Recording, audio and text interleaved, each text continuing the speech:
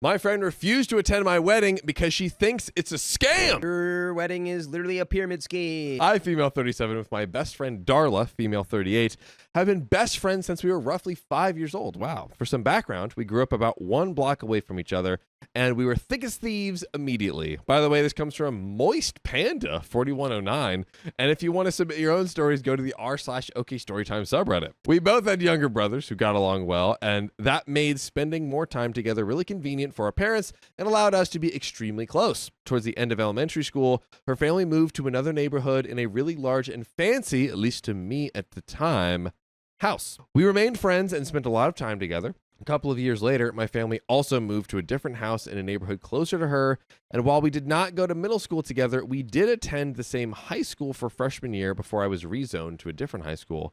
Throughout high school, we did our own thing, but still remained close friends and spent a lot of time together once we were able to drive and eventually got our own cars.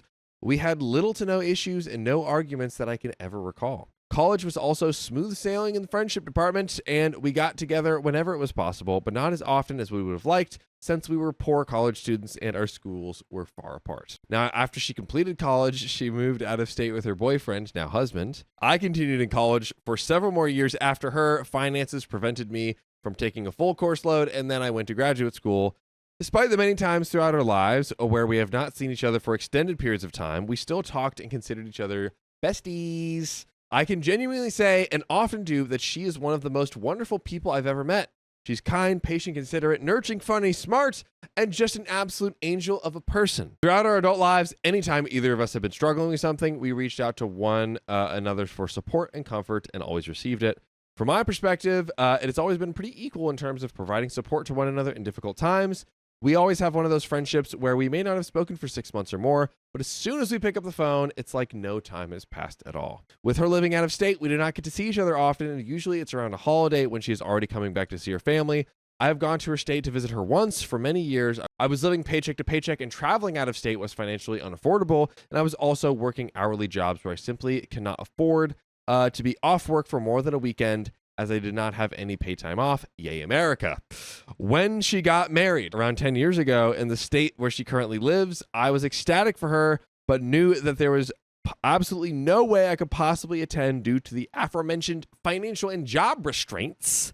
I was also in college at the time, which increased the limit on my ability to be away for several more days. She was, of course, disappointed that I could not attend, but completely understood that if I had the ability, I would have been there by her side. That being said, I do not believe that this plays a role in our current situation, but wanted to include it for context as well. We have a lot of context. Now, currently, we are both doing pretty solid in our lives. She and her husband bought a house a little over a year ago, and I am thriving in a high-paying career with a lot of flexibility and excellent conditions. We still connect over the phone to catch up and, of course, for support when it's needed. A few months ago, I got engaged, and she was happy, super happy for me. And very congratulatory. When I told her about it, my fiance and I had already begun making plans, and we were pretty set on what we wanted to do. I told her all about it, and she was very encouraging and positive. No hint of any issue. We plan to have a destination wedding in Mexico, as my fiance is from a European country, so his entire family and closest friends all still reside there. Gotta be Europe. This person just, it's all right. We forgive you. It's okay. Maybe Spain? My entire family and closest friends are in the US, so we both figured out that if we had to travel, then we might as well have them all travel to an all-inclusive resort in paradise where there are fun activities to keep people occupied, loads of food, and free-flowing drinks. We chose a very well-known European resort chain, which we have visited before and absolutely loved. This resort is also extremely budget-friendly with different pricing options because we wanted to ensure that it was reasonable for all of our guests. Once I had told my closest friends and family personally, we announced it online, and I sent out our bridesmaid proposal boxes to Darla, I believe the OG friend, and my 2 other close friends. Darla's box specifically asked her to be my maid of honor. Around the same time, we sent out the invites. There were digital invites, so RSVPs came in pretty quickly from our closest guests. When Darla received her proposal box, she sent me a picture of her with the items in the box, and again congratulating me, saying how excited she was about my wedding. This was around a week or so after the digital invites were sent out. She had still not sent an RSVP. I'm assuming she maybe overlooked the email or is super busy, with work stuff. I gave her a call a day or two later, and she and I talked for a long time about a crisis with work that she had been dealing with, which was very complicated. She explained all the ins and outs, and I offered helpful suggestions and sympathy, as it sounded like an absolute nightmare. After this long talk, I asked her about the wedding invite, and she mentioned that she had been drowning at work and simply had not given it much attention, but would once things cleared up. She suggested I directly email it to her husband, as she typically manages their social calendar and would be the one to set up everything surrounding the trip. I sent the email invite directly to her husband a day or two after our call. Darla and I continued texting regularly about my wedding plans and ideas for bridesmaids' dresses, color schemes, and all of normal things. She's super responsive and helpful. After about 2 more weeks with no RSVP response, I messaged her asking if she had talked with her husband about my wedding, as I had not seen an RSVP from her. Okay, What's wrong, Dakota? This is phone call territory. Why are we texting? Phone call. Well, ring, ring, ring. Hello. Ring, ring, ring. Hello. I need to talk to you like now, because you're giving me weird vibes, and you would be a very important part of this wedding. yeah, it's like she's saying all the things of like, oh, she's helping her plan the wedding, everything as if she's the maid of honor, and literally has an RSVP to the wedding, period. Yes. Not Ring, even ring, as ring, ring. Hello. Maid of honor. Hello. I'm calling you.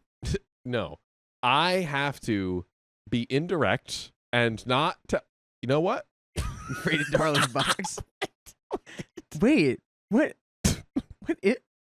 I'm going to get you. What is coming out of it? What is this? You're going to be my maid of honor. I'm going to get you. What just that? Why is this? What's burning? Was that okay? I'm gonna Darla just whipped that right out of her box. No response for 5 days. I sent another message nudging her with a meme and inquiring her again about whether or not she had been able to speak with her husband. I called her the next day, no answer. I called her again the day after, still no answer.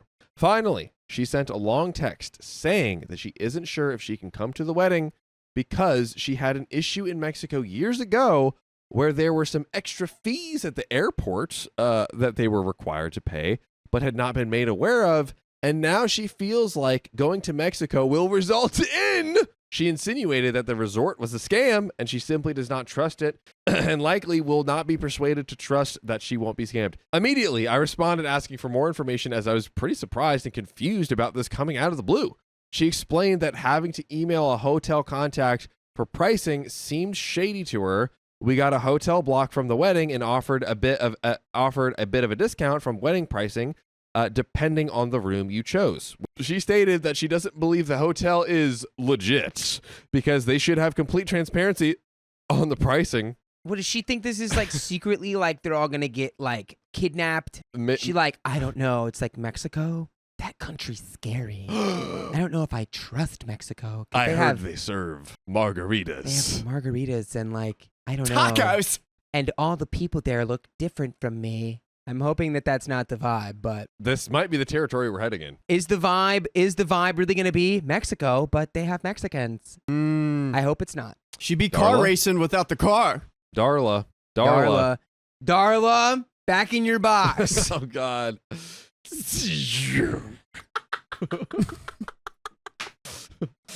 Oh, no. It's like a wormhole going into itself. Anyway. It's like that scene from Ant-Man where, oh God, I can't. The hotel has regularly priced rooms on the website, but during the week of our wedding, there are other weddings which also have rooms blocked, and many of the rooms show as unavailable for this reason, thus not showing the pricing online for that particular week. So her second issue was that she emailed the wedding coordinator a few days prior about booking a room and had not heard back from her, which made it seem more sketchy. Explained to her that my fiance and I had been to this resort before and knew that it is in fact not a scam, and that we have been emailing with the wedding coordinator over the past 6 weeks. And sometimes she takes a while, like 6 days to respond, and sometimes she responds immediately, so it didn't seem out of character. Darla simply responded that she would just have to wait and see what the email from the wedding coordinator said and would let me know. Now, it has been an entire month since this last conversation with Darla, and I have not heard one single word from her. Darla, we need you to revert back out of the box and talk box to us about your intentions of going to this wedding or not. That's exactly what we need to do. Darla, I need you to channel your inner Roddy Rich and release the box Oh. publicly. True. That was a deep cut. That was just for me. That reference was just for me. I mean, I enjoyed it as I well. know you got that. Yeah. I'm on the coupon a lot. Sort of. Swat. And I'm gonna lick in the box. I'm gonna Put a stick stick in the box. I'm gonna lick in the box. Put up the whole.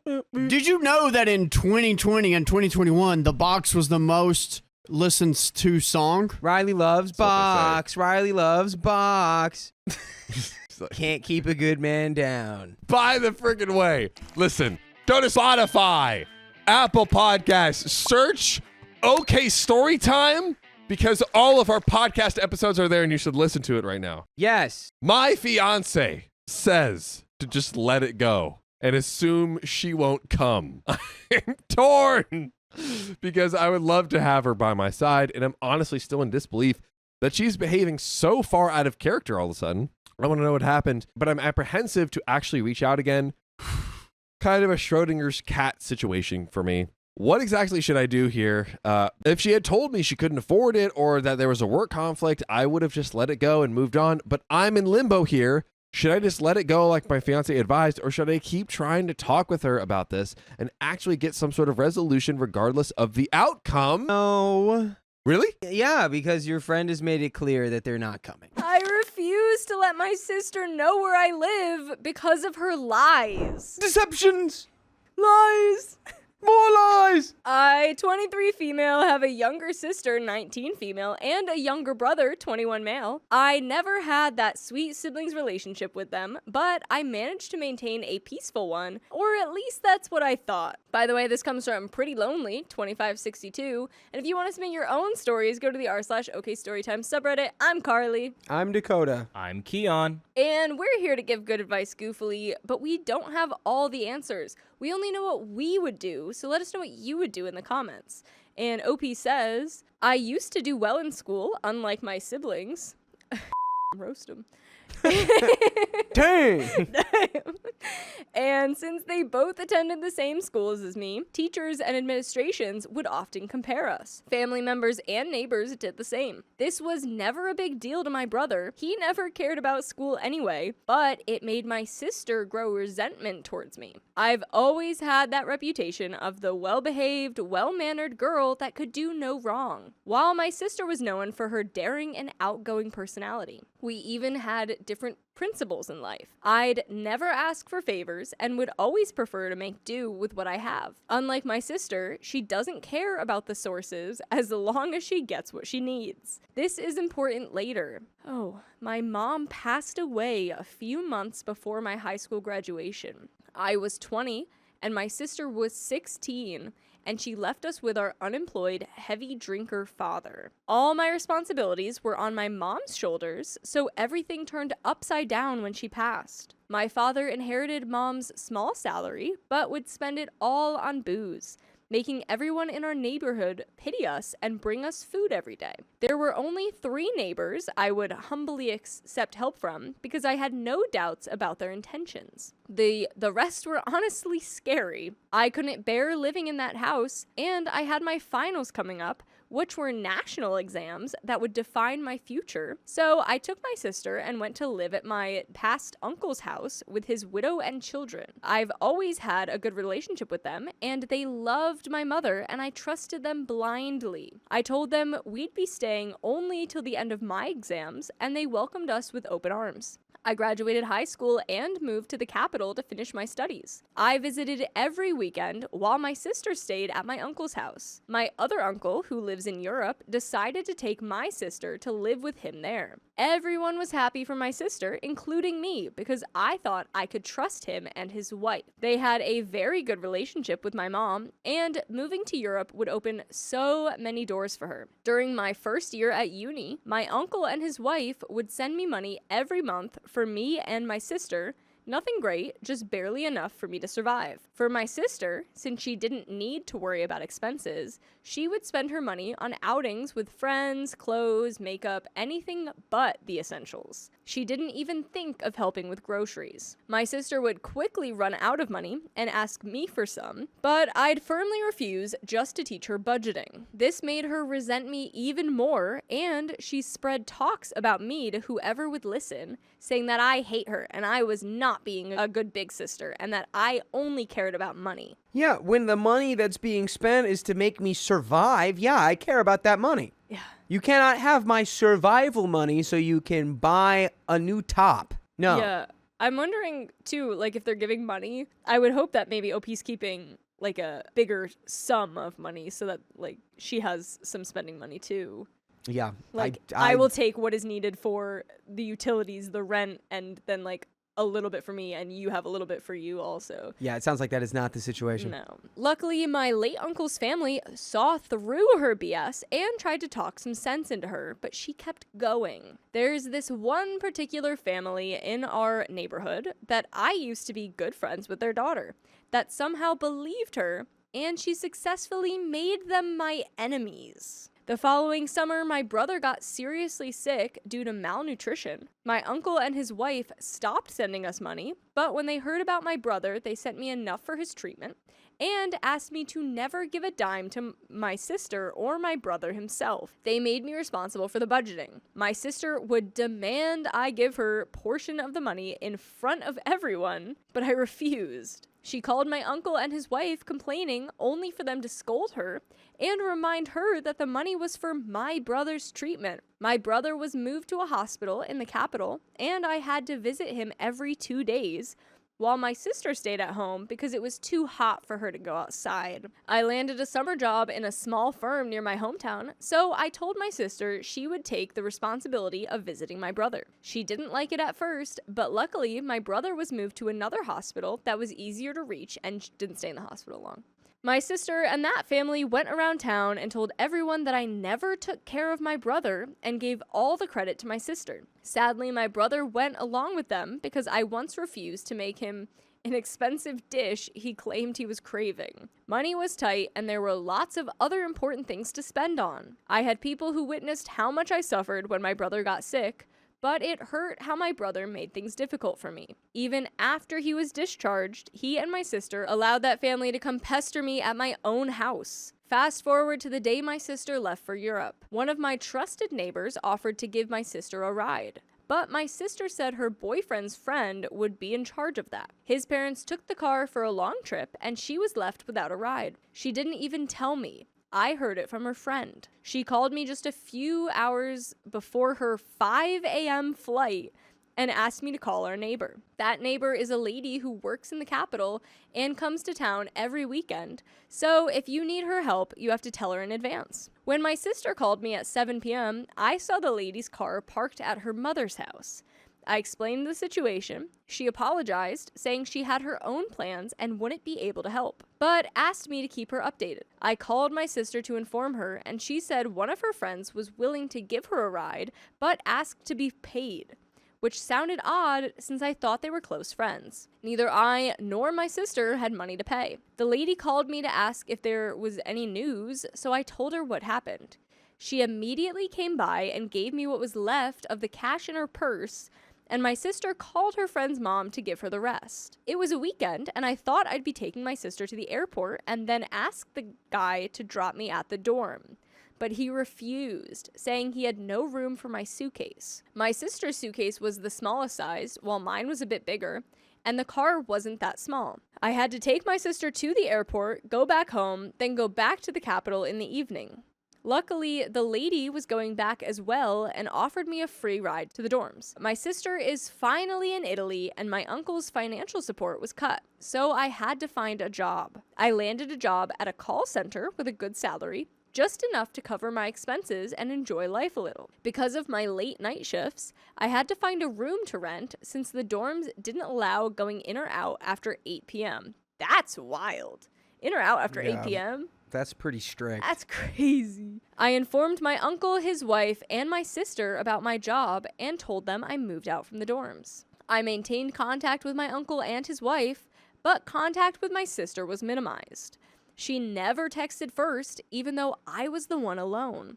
So I never texted her either. I caught her several times during video chat trying to turn my uncle and his wife against me, telling them I have lots of money and refuse to give any. Things were downhill with my sister there. She promised to learn the language and train for whatever career she chose, but she was locked at home working with my uncle's wife, who worked as a cleaning lady. Then my uncle landed her a job at the storage room at his firm, which apparently paid more than his wife, so the wife demanded she pay part of the rent and bills. They never let her send money to my brother or help my late cousin's family with their autistic son's medicines. She lived around 10 months in Europe and got her residency, then decided to come back for a vacation. When she landed with my uncle, he convinced her to keep her passport, documents, and money with him, claiming my brother might steal them. Later, when she demanded her documents, he gave her only her passport and money and kept the residency,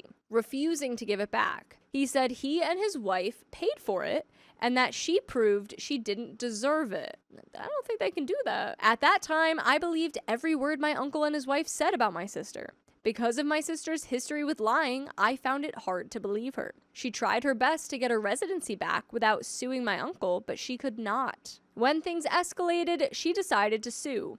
But she had no money for a lawyer, and I had no savings to help her. Yikes. Might have thought about that one up front, right? You can't really sue anybody when you got no money. This is a lot, though. Like, they can't keep someone's residency from them, though. I don't know what the laws are because I don't know where this takes place. Unless because it's saying that she lives with them, so it's like we're revoking your ability to live with us. Regardless, it's definitely like a scummy move. Who knows? Because like you said, it's like your sister has had a history of lying, right. So you don't even know what's going on.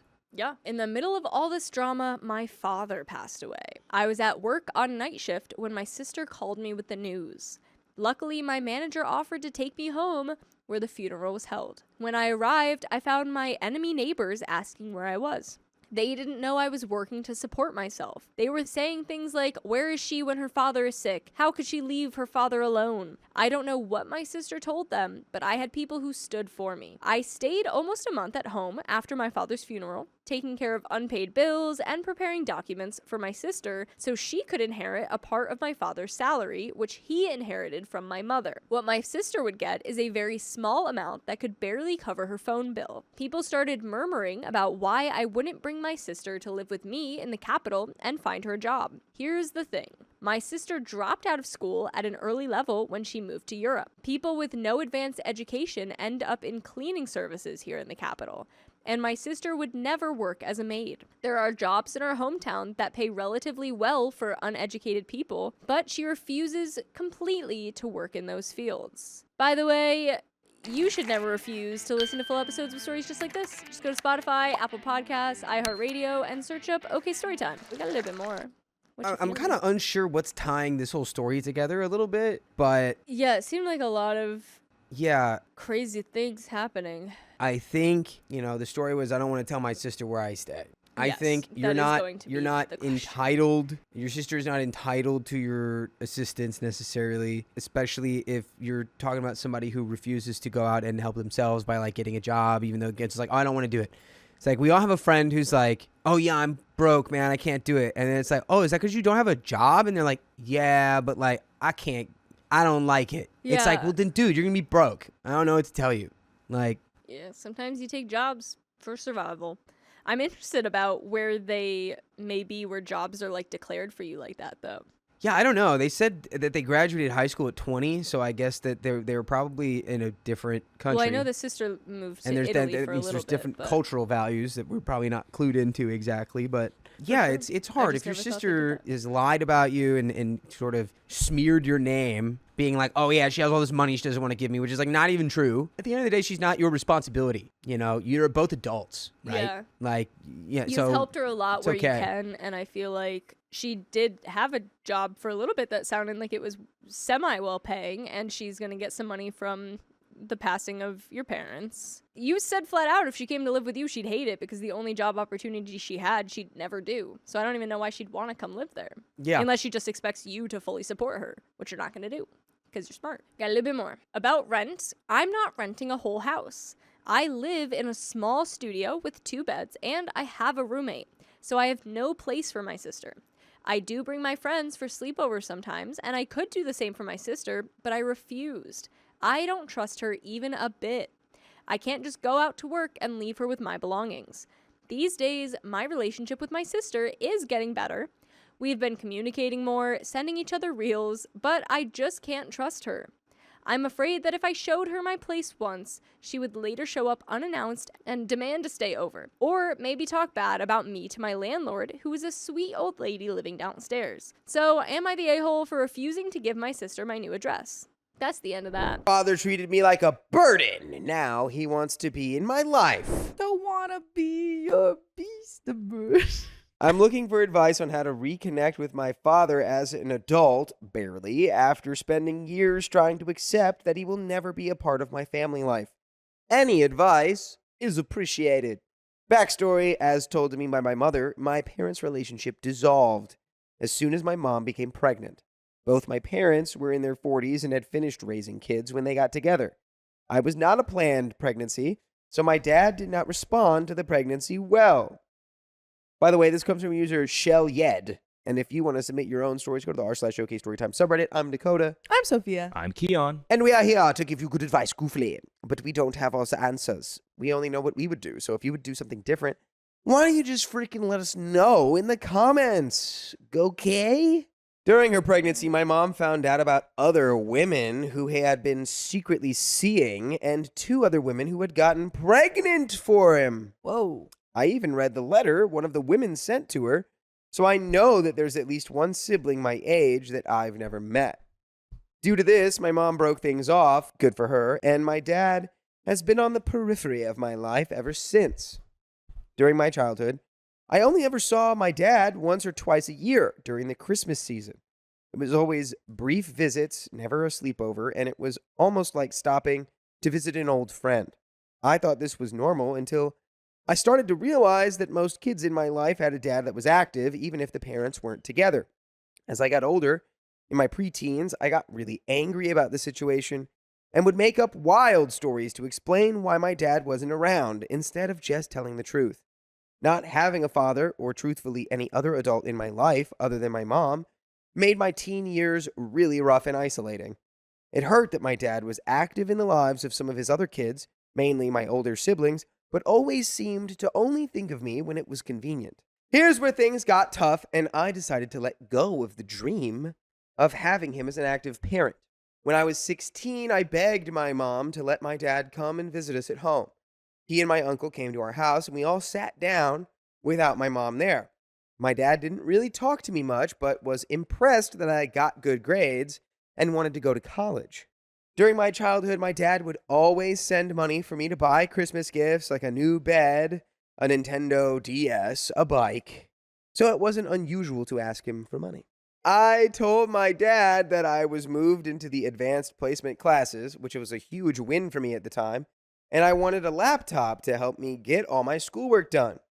He flat out refused to give me the money and made a fuss that the only time I reached out to him was to ask for money. Oh, golly gee, is that the consequences of our actions, Yeah. Paparino? Yeah, Papa. Oh no, I have transactionalized our relationship and now you want money. And now you only want money out of our relationship. Maybe you should have been there, bud. I was crushed and confused. But as my dad and my uncle were leaving, my uncle pulled me aside and broke my heart. He told me not to believe my dad if he ever said he didn't have money, because my dad is fairly wealthy, he runs his own business, and had money to buy luxury goods. From then on, every time I asked for anything, he made a big fuss, so I just stopped asking altogether. When it was time for me to go to university, things got worse. I had high grades, so I applied to a lot of places. I was so excited about the process that I even created a little email chain for my family members to keep updated, my dad included. I would send out information on the programs I applied to and my grades. Then my family would respond with encouragement. My dad never responded. I don't even know if he read the emails. He's probably just being like, oh, wow, my daughter's sending me all these emails trying to manipulate me into giving her more money. She's probably asking for more money. Yeah, I'm not Oh, even she's gonna... graduating? Yeah. Phew, probably wants money. After I got my acceptance letters, I asked him if he could help me get a laptop for school, which again, he flat out denied. He refused to help with tuition as well or any of the costs associated with going to school. My mom and I had a real conversation as I was in shambles over the whole thing, and she encouraged me to work past it and just move on. So that's what I tried to do. I stopped updating my dad on things as soon as I went to uni and started to tell people the truth about why it was always just me and my mom. I was in my second year of uni when the final nail in the coffin came. One night, I received a Facebook message from a lady who I didn't know. She informed me that she was my father's sister and that her son was actually at the same university doing the exact same degree as me. No way. Small world. Small world. Turns out we had classes together and mutual friends, so he spoke to his mom about it, which inspired her to contact me. In the message, she let me know that she had known about my mom and me living an hour away, but had chosen not to reach out. Turns out that my dad's entire side of his family knew about me, but never sought to communicate with me and my mom ever. I did some Facebook stalking, and seeing the pictures of his side of the family really messed me up. I added them all on Facebook and sent them my contact information, but no one else reached out to me again. Later that year, I started therapy and began to work through some of the abandonment issues that came up. I won't say I'm at peace with the situation, but I came to understand that the decision to keep me out of the family was a deliberate one. I'm still working on trying not to feel sad about the whole thing, but I no longer think that there's something I did wrong to deserve not having an active father. I'm proud of my mom and myself for living very full and interesting lives. Over the years, my dad and I exchanged pleasantries, mostly happy birthday texts, but nothing more. We have not seen each other since I was in high school, but he comments occasionally on my Facebook posts. I've been totally okay with this dynamic, and I never asked him or anyone else for more.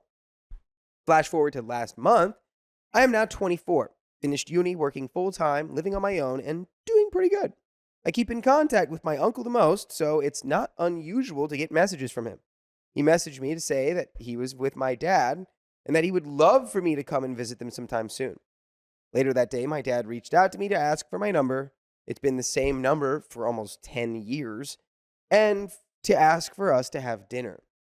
I didn't respond for a month. Very valid. Yeah. I mean, like, every time you've tried to reach out, you've either been ignored or accused of wanting money. So I feel like that's a very valid response. And I think that if you don't want a relationship at all, that is your right. If you want a relationship but like want to ease into it, that's your right. Yeah. I think it's, you have the cards. Yeah, I think you should just be like, why? So you can get a free dinner off of me? Yeah.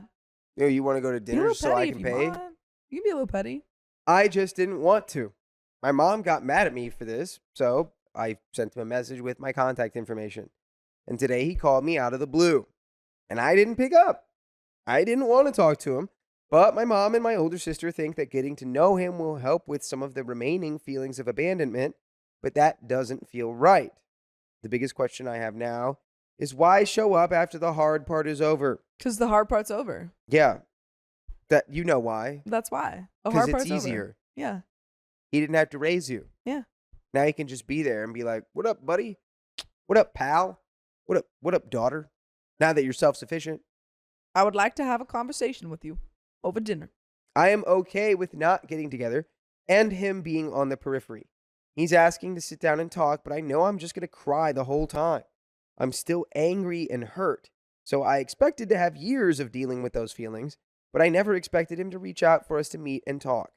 Part of me knows that I still want a father figure in my life, but I can't expect that of him. I don't know if I want to have dinner, but I don't want to go no contact either.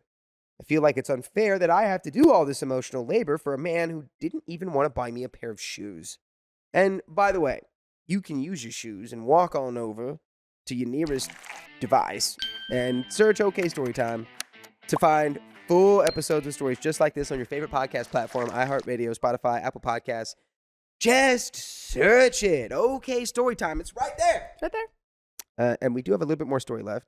I think you should just go to that. If you haven't been in therapy for this, I think you should probably, get a professional to work through these thoughts. Don't let anyone tell you what they think you need to do. Like, don't, if your parents or your mom's saying and your sister saying, oh, well, we just think it would be good for you. Maybe, but that is completely your decision to make. And if you never want to have a relationship with your dad, it's your decision. If you change your mind years down the line, it's also your decision. So don't let anyone push you into something that you don't feel ready for. But therapy, I think, is the way to go. Yeah. I'm trying to figure out how to go about explaining that we aren't in a father-daughter relationship. This man is essentially a stranger to me. I don't know anything about him, nor am I particularly interested in getting to know him. Everyone keeps warning me that he might pass away, and then I'll regret not choosing to respond to him when I had the chance. Part of me feels like talking to him would betray all the work my mom and I did to build a life without him. I'm open to talking, but I want to speak to him without all of the internal stuff I deal with clouding my judgment or screwing up a potential relationship. No one likes my dad, and my family and some of his family have told me horror stories about him.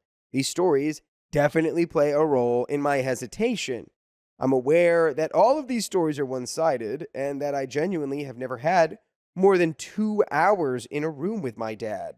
And that's the end of that story. Wow. Yeah. Has never given you more than 2 hours in a room? Yeah, I think you can go to dinner with him just to tell him, like, dude, it's honestly pathetic that you think you can just choose now to become my father when you could have been this whole time. Yeah. You had that chance for 24 years, and now you're coming back. That's frustrating. Yeah. Accused of ruining my sister-in-law's life just because I refuse to babysit every day. That was your job. You signed up for that. I, female 27, have a younger brother, James, who's 25.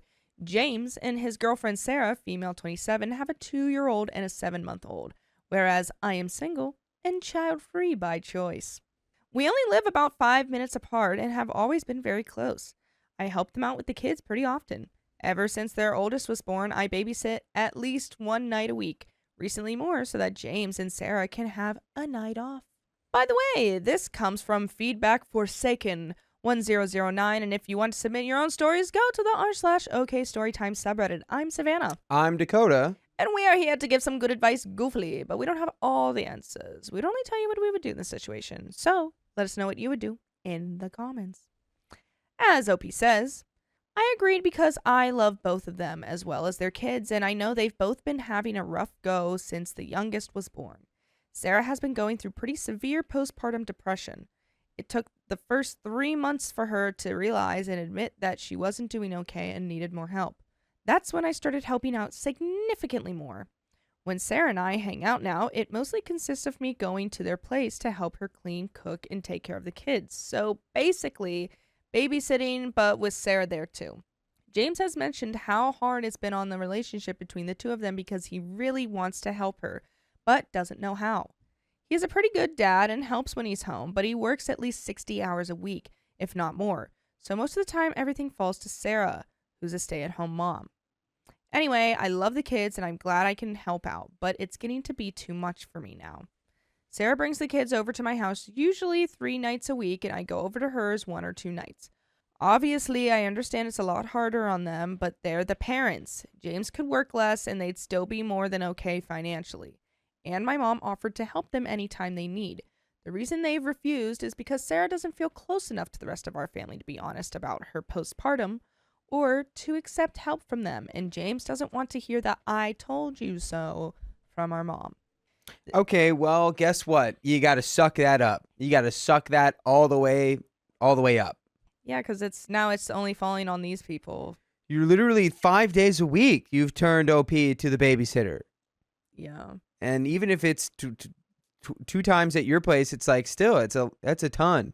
Let OP is building their life. Let your mom be grandma. Let your mom be grandma and help. Yeah. If there's not any real reasons other than, oh yeah, she might be a little annoying. Like, come on. Yeah. They've only accepted my help because Sarah is my best friend, and she would have told me about everything whether James was involved or not. Yesterday, I mentioned to Sarah that 3 days a week is definitely my maximum, and I can't continue doing 3 days every week. It probably sounds stupid to many people, but I'm child-free for a reason and didn't plan on taking care of a baby 3 days a week for the last 2 months. Literally doesn't sound stupid at all. Yeah, no, it doesn't sound stupid. Kids are so much work. Sorry if I sound stupid, but I don't think I want to commit 3 days of the week every life, or 3 days Every life. 3 days of the week for the rest of my life to raise your kids that aren't mine. I can't do this forever. Especially since I do have a full-time job of my own. Sarah said, totally understandable, and I appreciate any days off. I really didn't think anything of it. We hung out for a few more hours, then I went home. About 2 hours later, I got a call from James freaking out and screaming at me. He screamed, I can't believe you'd say that to Sarah. You of all people know how fragile she is right now, so it's really unfair of you to make her feel guilty when asked to spend time with your nieces. Nah, you can't pull the ask to spend time with your nieces. That's not what you're asking. Yeah. It's not. You're not asking to just come over and hang out, see your nieces every once in a while. Yeah. It's like fully take care of our children for us. Yeah. I was shocked. I asked him what he was talking about and if he'd lost his mind. He said Sarah told him what I'd said and that I was just trying to guilt trip her into never asking for help again. I told him that wasn't my intention at all. I just wanted to make them aware that I couldn't be watching the kids this much in the long term. I'd planned on telling James the same. It just happened to come up when Sarah and I were talking. I asked him why he couldn't work a bit less or just swallow his pride and ask Mom for help. He said his girlfriend being depressed wasn't a good enough reason to ask for fewer hours and it would hurt his chances at a promotion. He wouldn't ask Mom because she told him when Sarah first got pregnant that he wasn't ready, responsible, or mature enough to be a father, and he wouldn't prove her right by asking for help. I told him I'm sorry, but there's a reason I don't have kids of my own. I'm not interested in parenting. I also clarified that I wasn't telling them I'd never babysit, just that I could not continue doing it so frequently because I'm burnt out. James was still very upset, continuously calling me selfish and saying I should be grateful to have this opportunity to spend time with his kids since I'll never find a man to truly love me enough to even want kids with me. Wow, dude, not how you talk to someone you're trying to get you to do a solid. I can't. I feel like that happens like 9 times out of 10. Like people, they want you to do something and then they end up like insulting you and then hoping that you'll still do it. And it's like, now one, I hate you. And 2, shut up. I'm not doing anything for you ever again. Just a crazy vibe coming at someone like, yeah, well, you're just so like broken and ugly and disgusting. No one will ever want to have a family with you anyway. So this is really your only shot of pretending to have children that you don't want, by the way, that OP has said, I don't even want this. Yeah. Also watch my kids for 3 days. And they didn't say they were going to stop. They just said, I'm not doing 3 days a week. It's like, I just, and it's hard. After this reaction, I'm going down to 0. After this reaction, I'd be like, well, I was ready to still do like maybe once or twice a week, when as needed.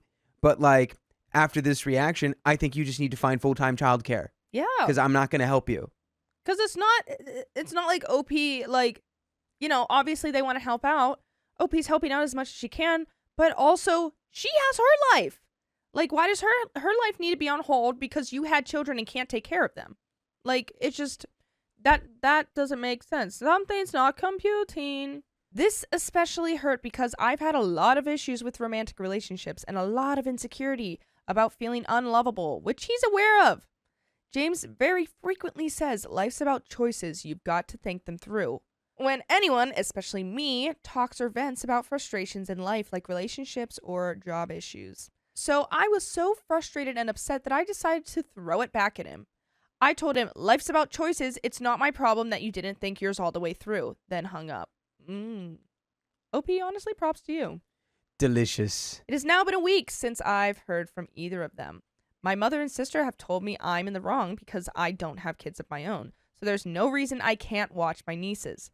I'm just so frustrated and confused. I really didn't think this would become such a huge problem.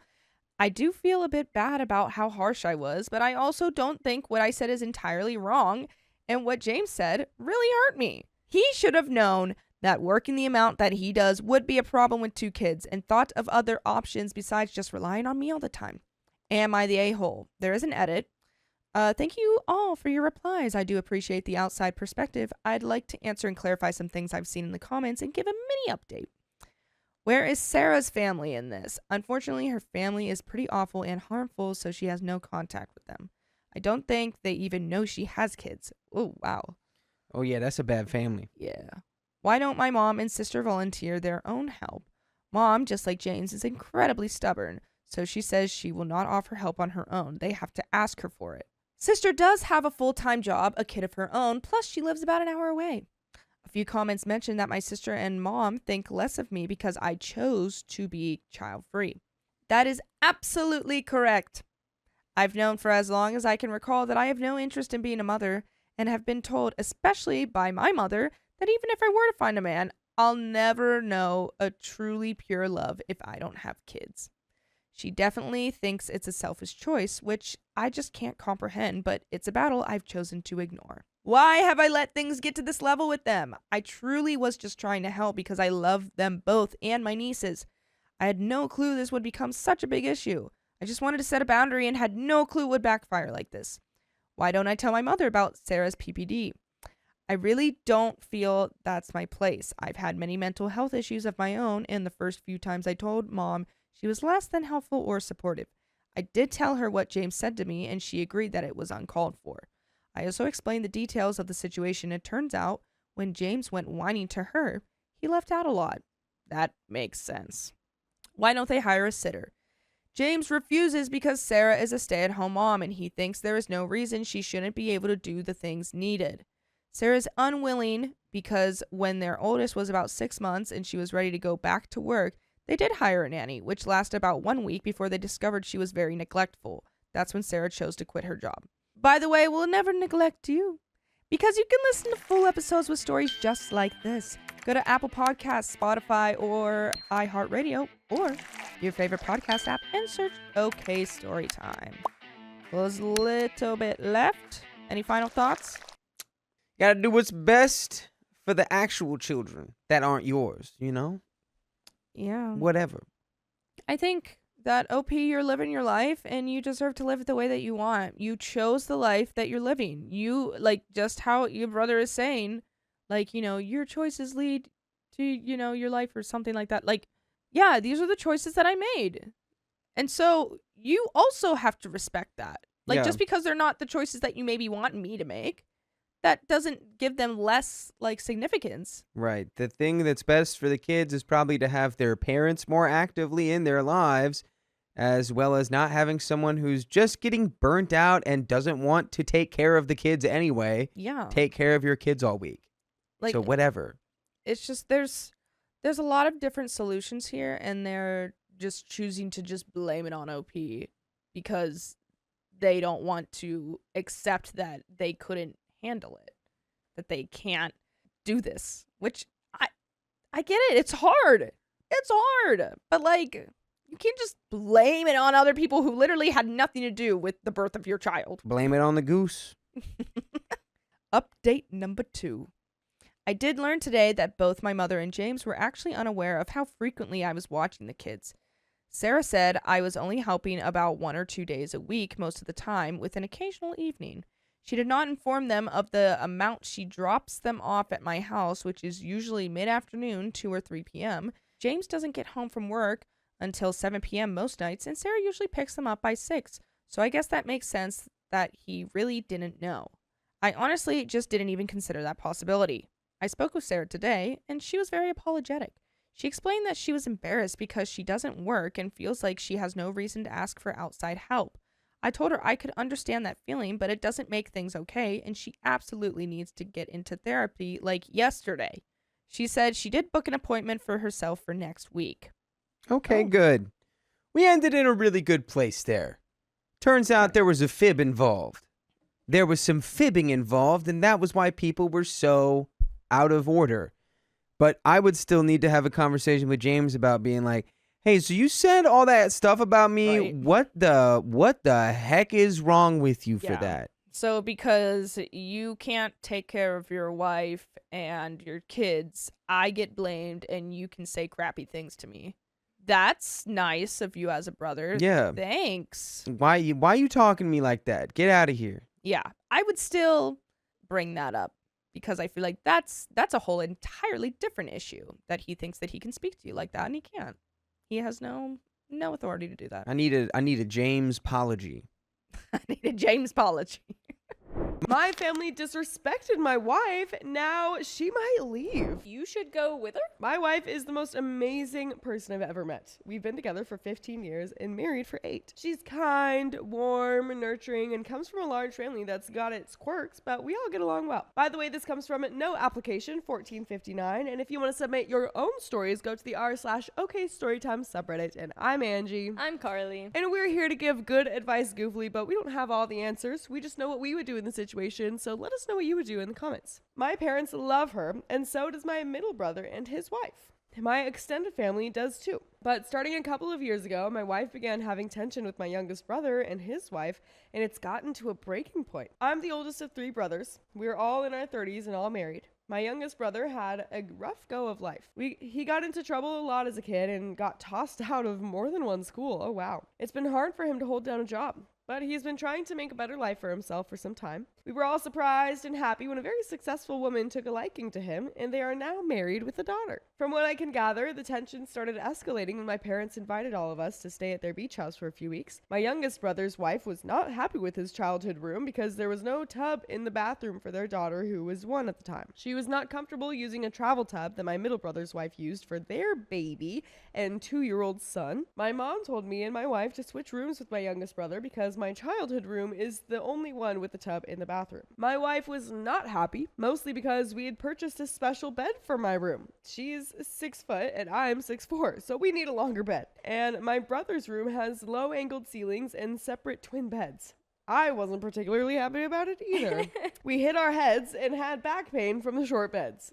Admittedly, it wasn't great. Apparently, one night when my wife tried to make a joke about missing my room because of our feet hanging off the twin beds, my youngest brother's wife said something along the lines of, well, you don't have kids, so you don't understand why we need the tub. Can you not take the 1-year-old to somebody else's room and use the tub? I feel like that's Are so they gonna easy. really care that a 1-year-old was bathed in their tub? Yeah, it's like, okay, well, sorry, you don't understand because you're short. Right, the bath still exists. I'm tall. Yeah, exactly. Like, we You both wanna- have separate problems. Can't we understand both? I remember my wife being upset about the comment at the time, but I guess I didn't realize how upsetting it was to her. We'd agreed before we were married that we both wanted to maximize our savings and investments so that when the time came to have kids, she could either scale back her work hours dramatically or quit altogether, and we want to comfortably be able to afford a nanny. We agreed upon a number we wanted to hit, and we're nearly there.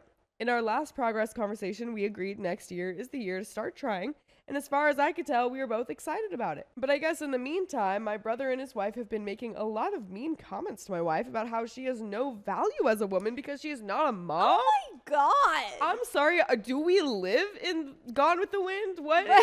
What is going on here? You have no value as a woman because you are not That's a mom. insane. I'd be like, cool, get out of the tall bed. Yeah, okay, so you're Go to literally the twin beds. You're literally saying that all you can do as a woman, like all you have provided to this world is like kids. Yeah. It's like, yeah, that's I'm not life gonna and that's say pretty simply, cool. but Yeah, I know. It's not like simple, but it's like, so that's you should all have you are. more than that though to you as a human. Yeah, literally. It's like, okay, go and live in The Handmaid's Tale if you'd like. Right. Come on. I think my wife is being her usual gracious self and letting the comments roll off her back for a while. That changed last summer when my brother and his family stayed in our summer rental with us for a week. We had a party one evening and some friends saw my wasted brother rock the deck railing until it broke. My wife and I had to pay for the repairs, and in her unhappiness about the situation, everything he and his wife had said to her came out. All kinds of things about how my wife is the least liked wife in the family, which is not true. She's my dad's favorite of all of us boys included for sure. and how embarrassed she must feel to not have kids yet her age. She's 34. I didn't hear any of this directly, but was able to corroborate most of it from my friends and my middle brother and his wife. I know my youngest brother can be an insecure wiener in his worst moments, but I didn't realize his wife was in on it too. His wife isn't a super warm person in my experience, but I thought we all got along. What's really sad is that my wife and my brother seemingly got along great for years. She and I drove him to college drop-off together one year, and the three of us had such a blast. I'm not sure what changed. After the summer visit, my wife had enough. She no longer wanted to hang out with my youngest bro or his wife, except for family gathering. My wife remains very supportive of me seeing them. My dad was estranged from one of his brothers until that brother passed away, and I really don't want that to happen with my little brother. So I see my brother and his wife on my own, or with my middle brother and his wife mostly, sometimes with my parents. Last year, we bought a house and invited everyone to spend Christmas with us. My youngest brother and his wife initially declined, so we invited friends to take that room. Then they changed their minds the week of Christmas to yes. So we had to ask our friends if they would stay in a hotel instead that we would pay for. No, sorry. Those rooms are actually already taken, but there's a pretty good hotel. Sorry, we're fully booked. We're so booked. You're either gonna have to like pay us or something. Sorry, do you want to sleep in the tub? I heard that they're pretty cool. The friends decided not to come, which was fine until Christmas Eve morning when my brother and his wife changed back to no. Oh my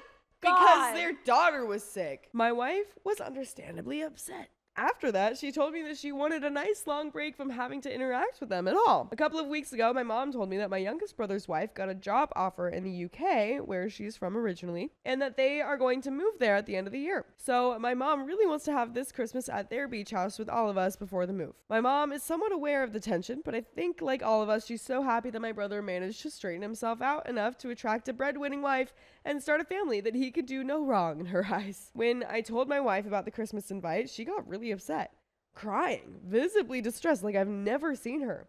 We've always spent Christmas with my family, but I agreed that we could do something else. When I called mom to tell her, she asked if I'd fly out just for Christmas Eve solo. When I ran that idea by my wife, we got into a huge fight like we've never had before. We rarely fight at all. She was already mad because she is going on a girls' trip next month for a week, and I'd told her that I was thinking of my youngest brother and his family to visit me at our summer rental while she's away. That did not sit well with her either. Basically, my wife said that she doesn't feel like I have her back, which is not true.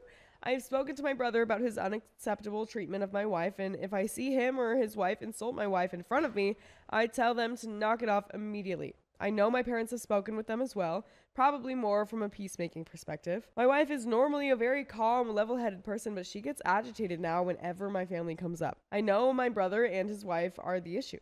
Everyone I know loves my wife, while my brother has struggled with people periodically. He tries his best and is always trying to get better, but I admit he falls short a lot. When I suggested to my wife that the mean comments would stop once we start our family, she blew up at me again. I've asked my wife if she wants to start trying for children now, and she says no. She'd rather stick to our financial plan. Oh, wow. This is changing things big time. Dang. My gosh. It's all because of a bathtub and some twin beds. Dude. I asked her if she'd be happier if I stopped talking to my brother, and she says no. She gets how important the relationship is to me. I'm worried because in our last conversation about Christmas, my wife said something that she's never said before. She said maybe she should leave my family because she knows how important they are to me, and she doesn't want to cause any problems between me and my brother. And by the way, it would cause problems if you didn't listen to full episodes of stories just like this one. Just go to Spotify, iHeartRadio, Apple Podcasts, or whatever your favorite podcast app is and search OK Storytime. It's true. Angie will show up at your house. And if you listen, you won't have any problems from me. No problems from me. If you don't listen, though. Watch out, dude. Watch out. But you know who else should freaking watch out is this family. There's a little bit more to this story. But that must be so hard for OP to hear. Yeah, I'm sure. Because she's not like doing it maliciously, obviously. Like she's not like, oh my gosh, you're not standing up for me. You need to do better. Like I'm leaving you. It's just she's just feeling so guilty. Right. And it's just like, I don't know what to do. I feel so bad that she feels guilty because it's like she feels guilty because she wanted a normal bed. She just wanted to be treated nicely. And to not be told that she's like not worthy because she's not a mother. Like, yeah, exactly. It's like there's so many things, and it's like she's so nice because she understands that she can't tell him what to do. Right. And I think that's just so heavy on her, obviously. Yeah. She didn't say divorce outright, but I know that that's what she meant. We smoothed things out for the time being, but I know this is not over. I know I need to talk to my family about this more strongly, but I truly do not want to cut them off. I also don't want to put my parents in a choose us or them situation because I have a feeling that they'd choose their granddaughter. Has anyone been in a similar spot and worked it out? I can't be the only one with a mouthy, insecure sibling, can I? And that's the end of that story. Oh, wow, dude. wow. Well, personally, no, I've not been in that I situation. have not. Don't have siblings. But yeah, I mean, it's hard because it's like the only thing I can suggest is just more conversation. But it seems like they've had so much conversation already, you know? Yeah. So it's like obviously that's not working. But maybe I'm like maybe not cutting full contact, but some slight distance just to like heal and his wife like gain back like her own self again a little bit. Yeah, I wonder like how heated his conversations with the family got. I don't know if we mentioned heated those conversations got already, but wonder if there's like a way to talk again, but just have a more of like a heart-to-heart kind of thing, which is like, guys, like, what do you actually feel about her? Like, let's have a calm conversation. My husband demanded that I forget my late husband, so I decided to leave. Yeah, good for you. My 35 female first husband, John, passed away very suddenly 6 years ago. We were together for 8 years and happily married for 4. We never had children. 3 years after he passed away, I met my current husband, Ned, and we hit it off immediately. By the way, this comes from throwaway 9562357, and if you want to submit your own stories, go to the r/OKStorytime subreddit, and I'm Angie. I'm Carly. And we're here to give good advice goofily. We don't have all the answers, we just know what we would do in this situation, so let us know what you would do in the comments. So, OP says, we got married last year and everything has been great, save for one recurring argument. Ned hates that I still have sentimental items from my first marriage. I've tried to be sensitive to his feelings because I don't want him to think that I just settled for him because John passed away. I don't want to make him feel like I want him to compete or that I'm measuring his worth using John as a yardstick. Ever since the first time he expressed his discomfort with this, I do not bring John up around him, and I keep the things out of sight. I keep my wedding photos, other photos, wedding tape, home videos, gifts from John, and his old record collection in 2 large chests in the basement. The rest of his things I gave away to his brother and nephews. I have looked at them maybe thrice in the last 2 years, and usually at his family's requests. I don't want to throw them out or give them away because they signify an important part of my life, even if I'm in love with another man now. I'm still very close with John's family. Every year on John's birthday, we have a family reunion where we remember him. We eat, drink, tell funny stories, laugh at his most unflattering photos, watch home videos, including mine, play his favorite songs, and generally have a good time. It hasn't been a sad affair for at least 3 years now. John's family is very welcoming and have expressed interest in meeting Ned. He declined because he felt uncomfortable. I understand why, but they are also my family. He doesn't want to attend family events like the reunion, birthdays, or weddings, and I never force him, even though it does hurt my feelings that he wants to shut out my whole family. Yesterday, he found some old books of John's that I had forgotten to remove from our library and accused me of leaving them there to spite him instead of putting them in the basement, so that I don't love him and that he knows that I wish John were still alive. I told him that I do love him and that he was being unfair because I can't very well say I'm glad he's passed away. He told me that if I want to prove that I love him, I should throw out all my mementos because John and I never had kids to pass them on to, and that I can go to family things except the birthday celebration.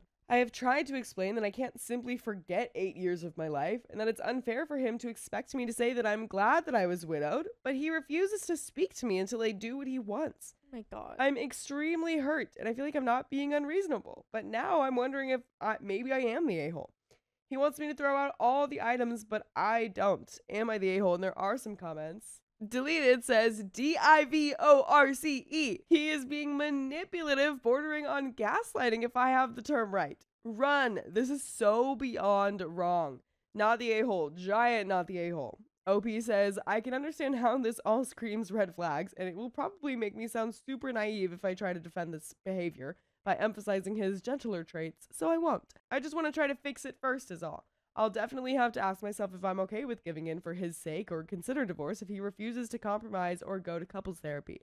I hope this doesn't make me come across as weak because I just want to give us a fair shot at being happy together. Thank you for your perspective nonetheless. Another commenter says, not the a-hole. Oh, for F's sake, I'm in Ned's position. My wife was married before. Her husband passed away. 4 years later, I met her. 2 years after that, we were married. Some guy my age is no longer in the world, and that's how I got to be married. For me to be jealous of a passed away guy would be pathetic as well as pointless. It's not like he's competing with me for her affection. Ned is a peepee head. And Yeah. Opie says, thank you so much for this. I was genuinely beginning to feel like there was something that I wasn't getting, and I'm so tired of explaining the same thing over and over again. I have told him that exact thing, that I'm not comparing them or making him compete with a passed away man, and I don't know how else to explain this to him. Flo Prague says, not the a-hole. Please do not give in into his demands and throw away your memories. You'll regret it immensely.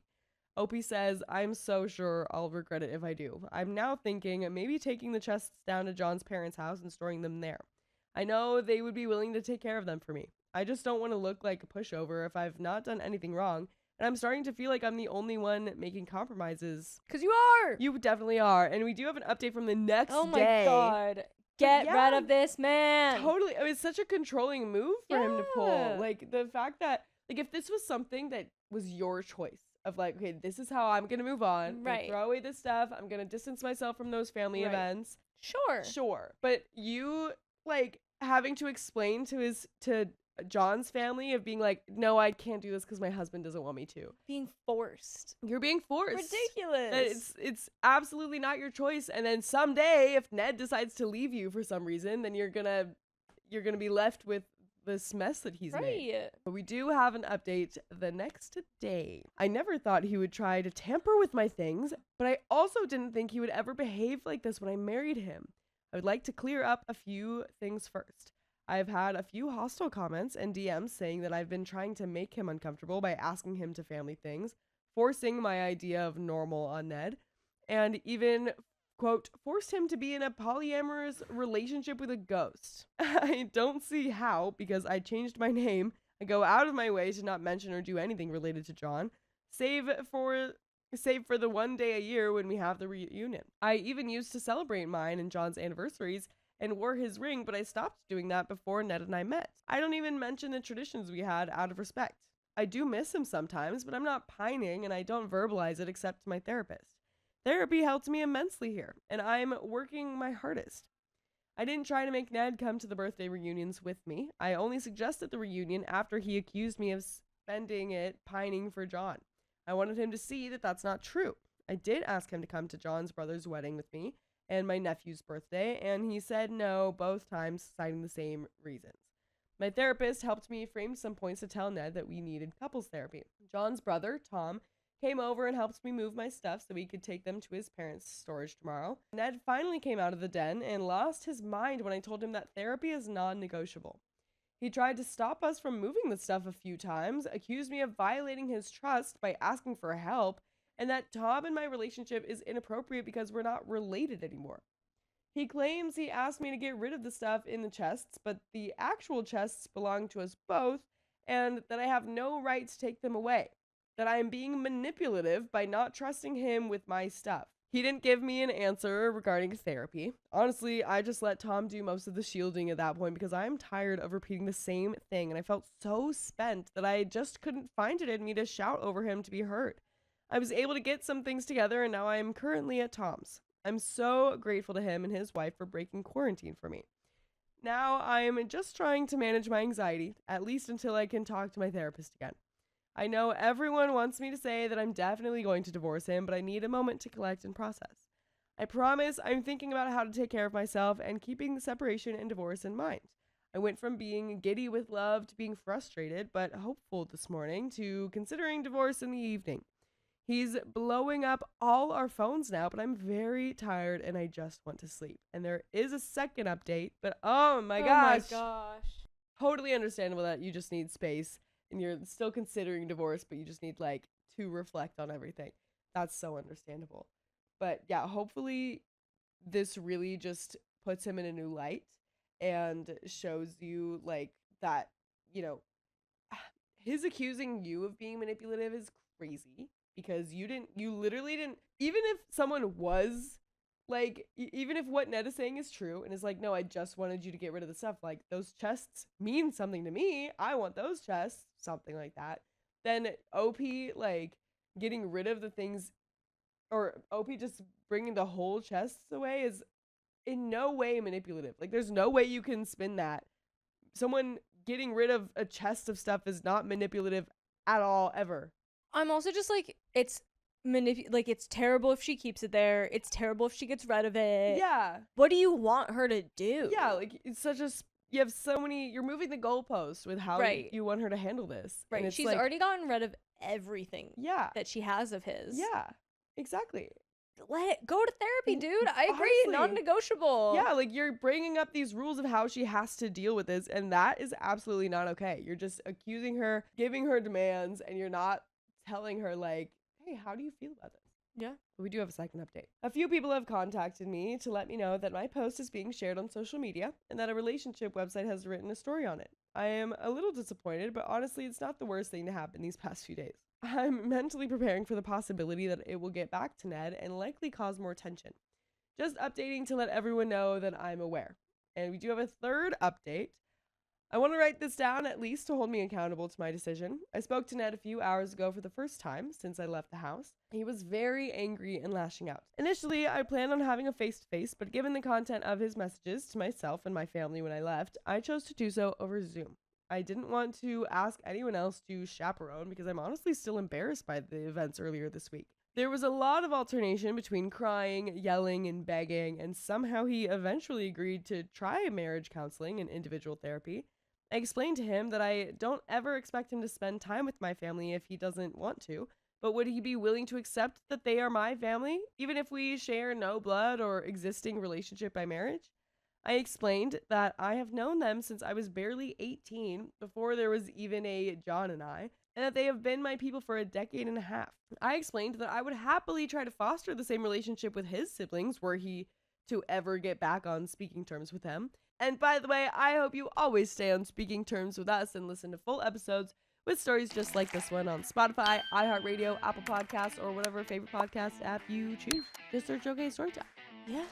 And there is a little bit more to the story, but I'm really hopeful that this is heading towards divorce. Yeah. I am glad that marriage counseling was mentioned. Yes. I don't see it working. If he's so against therapy to begin with. Yeah. And hey, I'll stay slightly hopeful for you, but I don't like your current husband. I don't like him at all. I won't stay hopeful for you and your Yeah, marriage. you know what? I've changed my mind. Yeah, and you're still riding. I at think dawn. absolutely. I think the fact that when you initially brought up therapy and said it was non-negotiable, he like blew up. Right. And then now, after so much back and forth of crying and anger and stuff, now he's finally agreeing to it. Like, right. He just Why does it have to get there? Yeah, he's definitely just doing that to like get you to stop or get you to stay or something, and 100%. he's not gonna keep with it at all. But there is a little bit more to the story. This he refused to budge on. He said he will never be okay with my relationship with my family, and that he will not refer to them as such because what I was apparently describing was close friendships. I won't bore you with other details because after that answer, I don't know who or what I'm even fighting to hold on to. I'm slowly accepting the fact that I will be putting away more wedding photos soon. I can't believe it hasn't even been a year. My boyfriend's family expected me to buy them gifts until he finally called them out. Yeah. Why you expecting so much, huh? I have been with my boyfriend, who I will call James, for about 2 years. His family is very big on hosting and throwing celebrations, whereas my family tends to only do large holidays together, which will mostly be centered around food as opposed to gifts. By the way, this comes from Throwaway168, and if you want to submit your own stories, go to the r/OK Storytime subreddit. And I'm Angie. I'm Dakota. And we're here to give good advice, Goofly. We don't have all the answers. Come on. We just know what we would do in this situation. So let us know what you do in the comments. So, in the past year or so, I've been invited to his sister, 28 female's birthday, his sister's baby shower, his mom's 60-something female's birthday, his sister's kid's birthday, who is 2 female, his sister's housewarming, his family's Christmas, and a couple of other miscellaneous celebrations. Every time I bring a gift. It's to the point where I've been spending more money on gifts for his family than my own parents and siblings. However, I've never gotten a gift from his family. It's not really their fault or intentional, as we tend to do our own celebration for my birthday, so there's not really been an opportunity for his family to give me gifts, other than Christmas. But the one-sided gift giving is starting to get to me. I've considered that maybe there isn't an expectation for me to bring a gift, but for most of these celebrations I'm invited to, it would be very odd not to bring one. For example, like the baby shower and birthdays. I've considered doing joint gifts with my boyfriend, but his mom also pointedly asked one time, "Is that the one from OP?"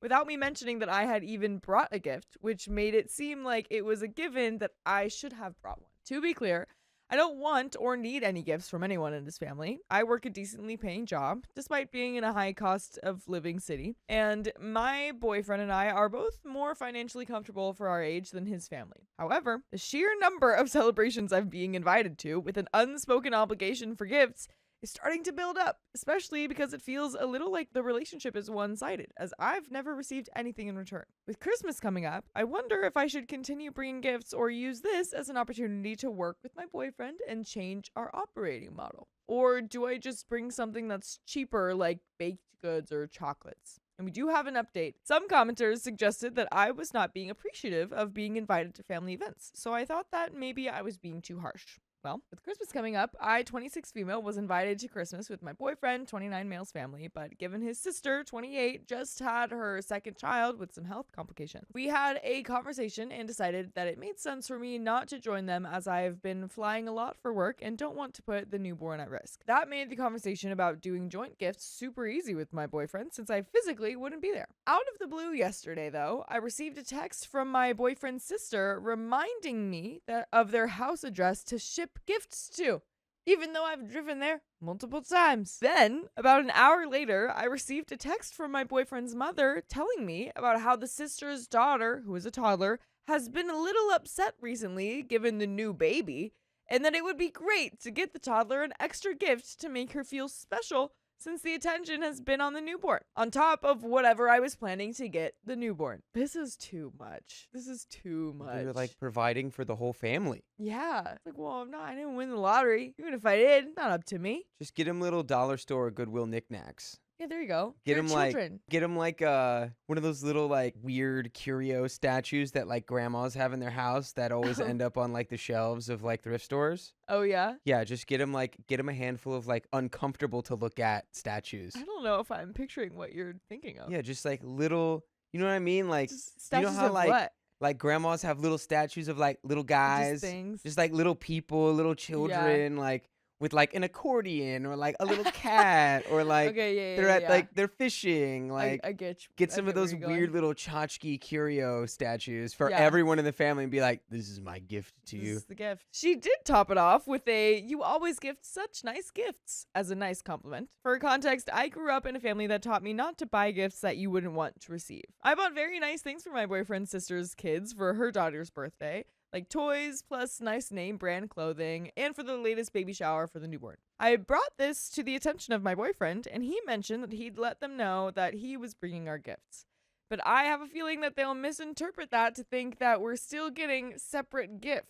We'll see how it goes next week, but I've been super put off by the text that I've gotten from his family. It seems pretty blatant that they want gifts from me and are expecting them, but I'm glad that my boyfriend is planning to take care of the communication. We do have a second update, but do you think that the boyfriend is actually going to take care of the communication? I don't think so. I think the boyfriend likes the gifts just as much as everyone else does. Yeah, I don't feel like the boyfriend knows where you're coming from here. Yeah, I think you're gonna have to be the one to be like, I can't really do this because it's just entirely one-sided. Like, Yeah. what's going on? Like, I can't afford this. Right. Like, I don't want to ask for gifts, but like at the same time, I'm freaking broke. Okay. I feel like you don't have to get a gift for your boyfriend's sister's newborn child. And then her 3-year-old because she feels left out. Now that the holidays are finally over, I thought I'd come here to post an update. Some new happenings unfolded through the new year that I had to deal with, hence the delay. Pre-Christmas, I texted back to his family and my boyfriend, and called his mom and sister, which I didn't hear the full conversation of. The message he conveyed was that we would bring a joint gift and listed out all the gifts that I had given them this year, and pointed out that they neither wished me a happy birthday nor got me a gift for Christmas last year. Apparently, he was nice about it and said that he knew money was tight for them and that we'd be doing joint gifts moving forward, so they wouldn't have to worry about a return gift. This is a very fine arrangement with me. He hates shopping anyway, so he gave me a budget for each of his family members, and I chose the gifts for him. He didn't mention to his family that I hadn't pitched in any money. Now, Christmas, I had a lovely Christmas with my family, but my boyfriend called me at noon. He told me to ignore any texts that I might get from his family and that he would explain when we were together. I didn't get anything from them until the evening. I got a text from his mom that just said, boyfriend's name will bring back presents from us to you. It would be great if you could come celebrate New Year's Eve with us, as the baby is in stable condition and we will celebrate the baby's recovery. No need to bring anything for us, just the baby. I forwarded the message to my boyfriend. Apparently, his family had bought me literal dollar store gifts in an attempt for us to keep doing separate gifts that he was refusing to bring back to me. They wanted to do another celebration on New Year's Eve for more gifts for the baby. My boyfriend told me that he had already told them we weren't going.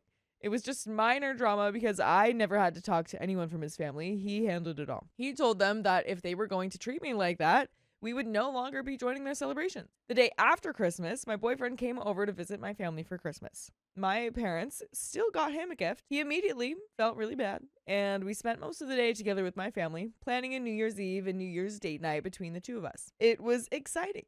I thought that was the end of it, but before New Year's, my boyfriend's mom called him while he was at my place and basically started breaking down. She said that my boyfriend and I make more than his family, mom, dad, sister, and brother-in-law combined, and apparently the debt of his parents and sister are much larger sums than he had assumed. Apparently, they really appreciated my gifts because it felt like a little bit of luxury and what felt like a life of despair given their snowballing debt. They had too much pride to say anything and basically ended up bullying me about it, which is my boyfriend's words, instead to get things that they wanted. Apparently, he texted his mom about the gift my parents got him, and it made her feel like she was going to lose him to me and my family because of money. My boyfriend told her that it wasn't about money, it was just about treating people with basic decency. They talked a lot more, but his family has been under a lot of financial stress and pressure, much more than we had thought, and was a bit spiteful of how much money we earn and wants to help. I reflected on all of the comments saying that I was being a doormat, and I think my stance on this is that I knew I didn't need gifts from them, I just wanted a little more appreciation. So I was in a little bit of a pickle about what to do because I genuinely enjoyed gift giving and picking out gifts, but also I felt like I was being used. I just wanted them to appreciate the gifts. Maybe that's petty. I saw a comment saying that you should never expect anything in return when gifting. But I will expect you to listen to full episodes and stories just like this one on Spotify, iHeartRadio, Apple Podcasts, or whatever podcast app you prefer. Just search OK Storytime. So to those saying that my boyfriend is a problem, I think this might be a relatively new thing with his family that he's just now discovering. Debt accumulation is recent, over the past 2 years after his sister had her first kid. He's handled it gracefully as it unraveled. We spent New Year's Eve and New Year's with just the two of us. It was lovely. We don't have a resolution on how we will deal with his family yet, though. He holds strong boundaries and won't be giving them any money, but will continue to bring gifts for celebrations his family hosts, if he's still invited, lol. And that's the end of that story. Wow. If he's still invited. It doesn't sound like a boyfriend problem. Yeah. It sounds like boyfriend's family problem. Absolutely. And it's like, poor boyfriend got to deal with his boyfriend family. I think it's Poor time. thing. It's time to start getting less high quality gifts. It's time to get the Goodwill knickknacks. Stop giving them all these fancy brands. Just give them a link to our podcast, OK Storytime, on whatever Yeah. platform you prefer. That's the end of that story. We've got another one coming right up. My sister makes my life hell, and my family just watches. Call her out on it. And this is direct from the r/OK Storytime subreddit. So I found out today that my mom's coming out from out of state to visit for Christmas. Yay, right? Well, that's what I thought too. Instead, my family sadly has one of those group chats where we try to pretend to be a normal family. It doesn't start dinging until mom comes. This group chat consists of my sister-in-law, brother, sister, grandmother, and mom. By the way, this comes from user abjectad1758. And if you want to submit your own stories, go to the r/OK Storytime subreddit. I'm Dakota. I'm Carly. I'm Keon. And we're here to just give you a little bit of good advice, goofily maybe, but we're just, we're just a little goofball, and we don't have all the answers. So if you have answers of your own, just let us know what they are in the comments. Brother messages the group chat, trying to figure out what to put together. Fair enough, right? I'll say I'll bake something because I'm the baker of the family, besides Grandma, but I remind my brother not to cook the turkey upside down again. My brother and I have this kind of relationship. My sister messaged something. She has me blocked, so I didn't see it directly. Get to the why later. But brother laughed and reacted to it, and that's how I saw exactly what was said. It was about, I vote cook turkey upside down to piss off OP. Cool. One would think she was teasing the younger sister, but here lies the issues. Before I even continue, we're just in petty territory. This is just the episode of petty. It's like, your older sister doesn't like you. Your older sister said something like, let's make her upset. She already has you blocked. So is it really that surprising to you that she would say something like this? We have to learn how to master our own, feelings about stuff. She has me blocked, so she said it thinking I wouldn't even see it. 2, she never talks to me, just about me. 3, she always makes rude remarks like that, and worse, about me, and only me. And 4, if I fight back, everyone gets mad at me and expects me to just get over it. So for some context, my sister and I are 7 years apart. My mom was young and dumb and wasn't the best mom when she had my older siblings. My grandmother helped with them along with other family members who I don't know that well. Well, then I came along and mom got her act together, for lack of better terms. She was never a bad mom, just young and learning, and she was completely there for me. I was her baby. She dated one guy before, stepdad, aka just dad for me. But outside of that, it was the 4 of us, my mom, siblings, and I. Well, sister had jealousy towards me because I got the better version of mom. From then on, she held the grudge. Not to mention, she had trauma like the rest of us, but from a younger age. Not my story, won't even touch on it anymore. Growing up, I freaking idolized my sister. She was the coolest thing since sliced bread. Well, I reached my teen years. My eyes opened up to her a little bit. You could tell she had some issues. She had her first child, and postpartum depression kicked in. During the first year of that kid's life, she had to move back in with her baby daddy and child. No big issue, yay, a baby. I love being an aunt. But then I was cleaning up after her baby daddy, and kid, plus me, my dad, and mom. She was sick and couldn't clean all the time. I was a teen, and I already hated my chores. But she never helped around the house. I would get yelled at to do it all and that I should be grateful to do it because mom brought me into this world and everyone else works. Okay, cool. That lasted 6 to 8 months. Sister and boyfriend get a place. Thank God, right? Well, no, because sister needed help at her house or needed a free babysitter. And my parents would force me to go do whatever she needed. Her house in a month was so bad that it took me a month to catch up her laundry, clean maggots out of the dishes. Only thing clean was the coffee pot and 1 cup. I cooked dinner for her and her baby daddy, who did help when he could, but worked almost 24/7 as a tow truck driver, while she worked 30 to 40 hours a week with a free live-in nanny, basically, and did nothing, literally nothing, wouldn't even shower. Now, yes, she was pregnant again, and lied about it until a month before the kid was born.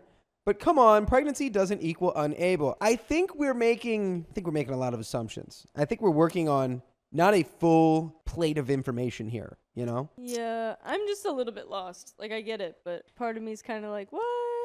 I mean, it sounds like there wasn't, enough money to go around to afford, babysitter, to afford daycare. You've got 2 kind of absentee, parents, and one of which is going through, went through postpartum and is now pregnant again, probably has a lot of feelings about that. Already struggling with 1 child, now they're going to have another. A lot of moving pieces. So that went on for a whole summer, and thank goodness for school, because it was the only break I got from her for years. She ends up marrying and divorcing first baby daddy. I actually grew to like him as a person a little. He was still flawed and could have helped with his kids more, but as a person, not horrible. She gets with another one and gets pregnant for a 3rd time and married again. I didn't like this guy.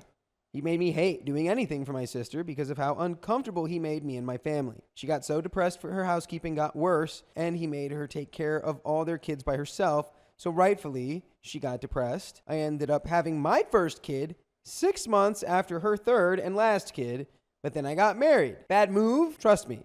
I went through the ringer there. But still, whenever my sister needed a babysitter, not free anymore, she called me until things got really bad, and I would tell her no. During all of this, though, she would always say something snippy and rude and try to monopolize my mom's time. I mean, she always had my mom's attention because she never let our mom forget how she wasn't there for her as much when she was younger.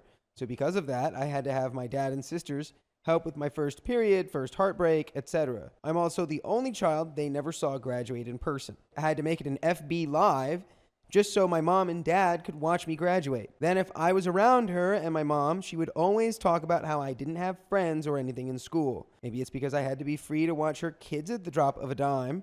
for her to do something with our mom. It's always chalked up to her just teasing. Well, last year, our big blow up that completely ruined any chance of a sisterly relationship happened. I called about some 50 Shades of Grey books, making sure her kids didn't get a hold of them, because if they did, it would have been my fault.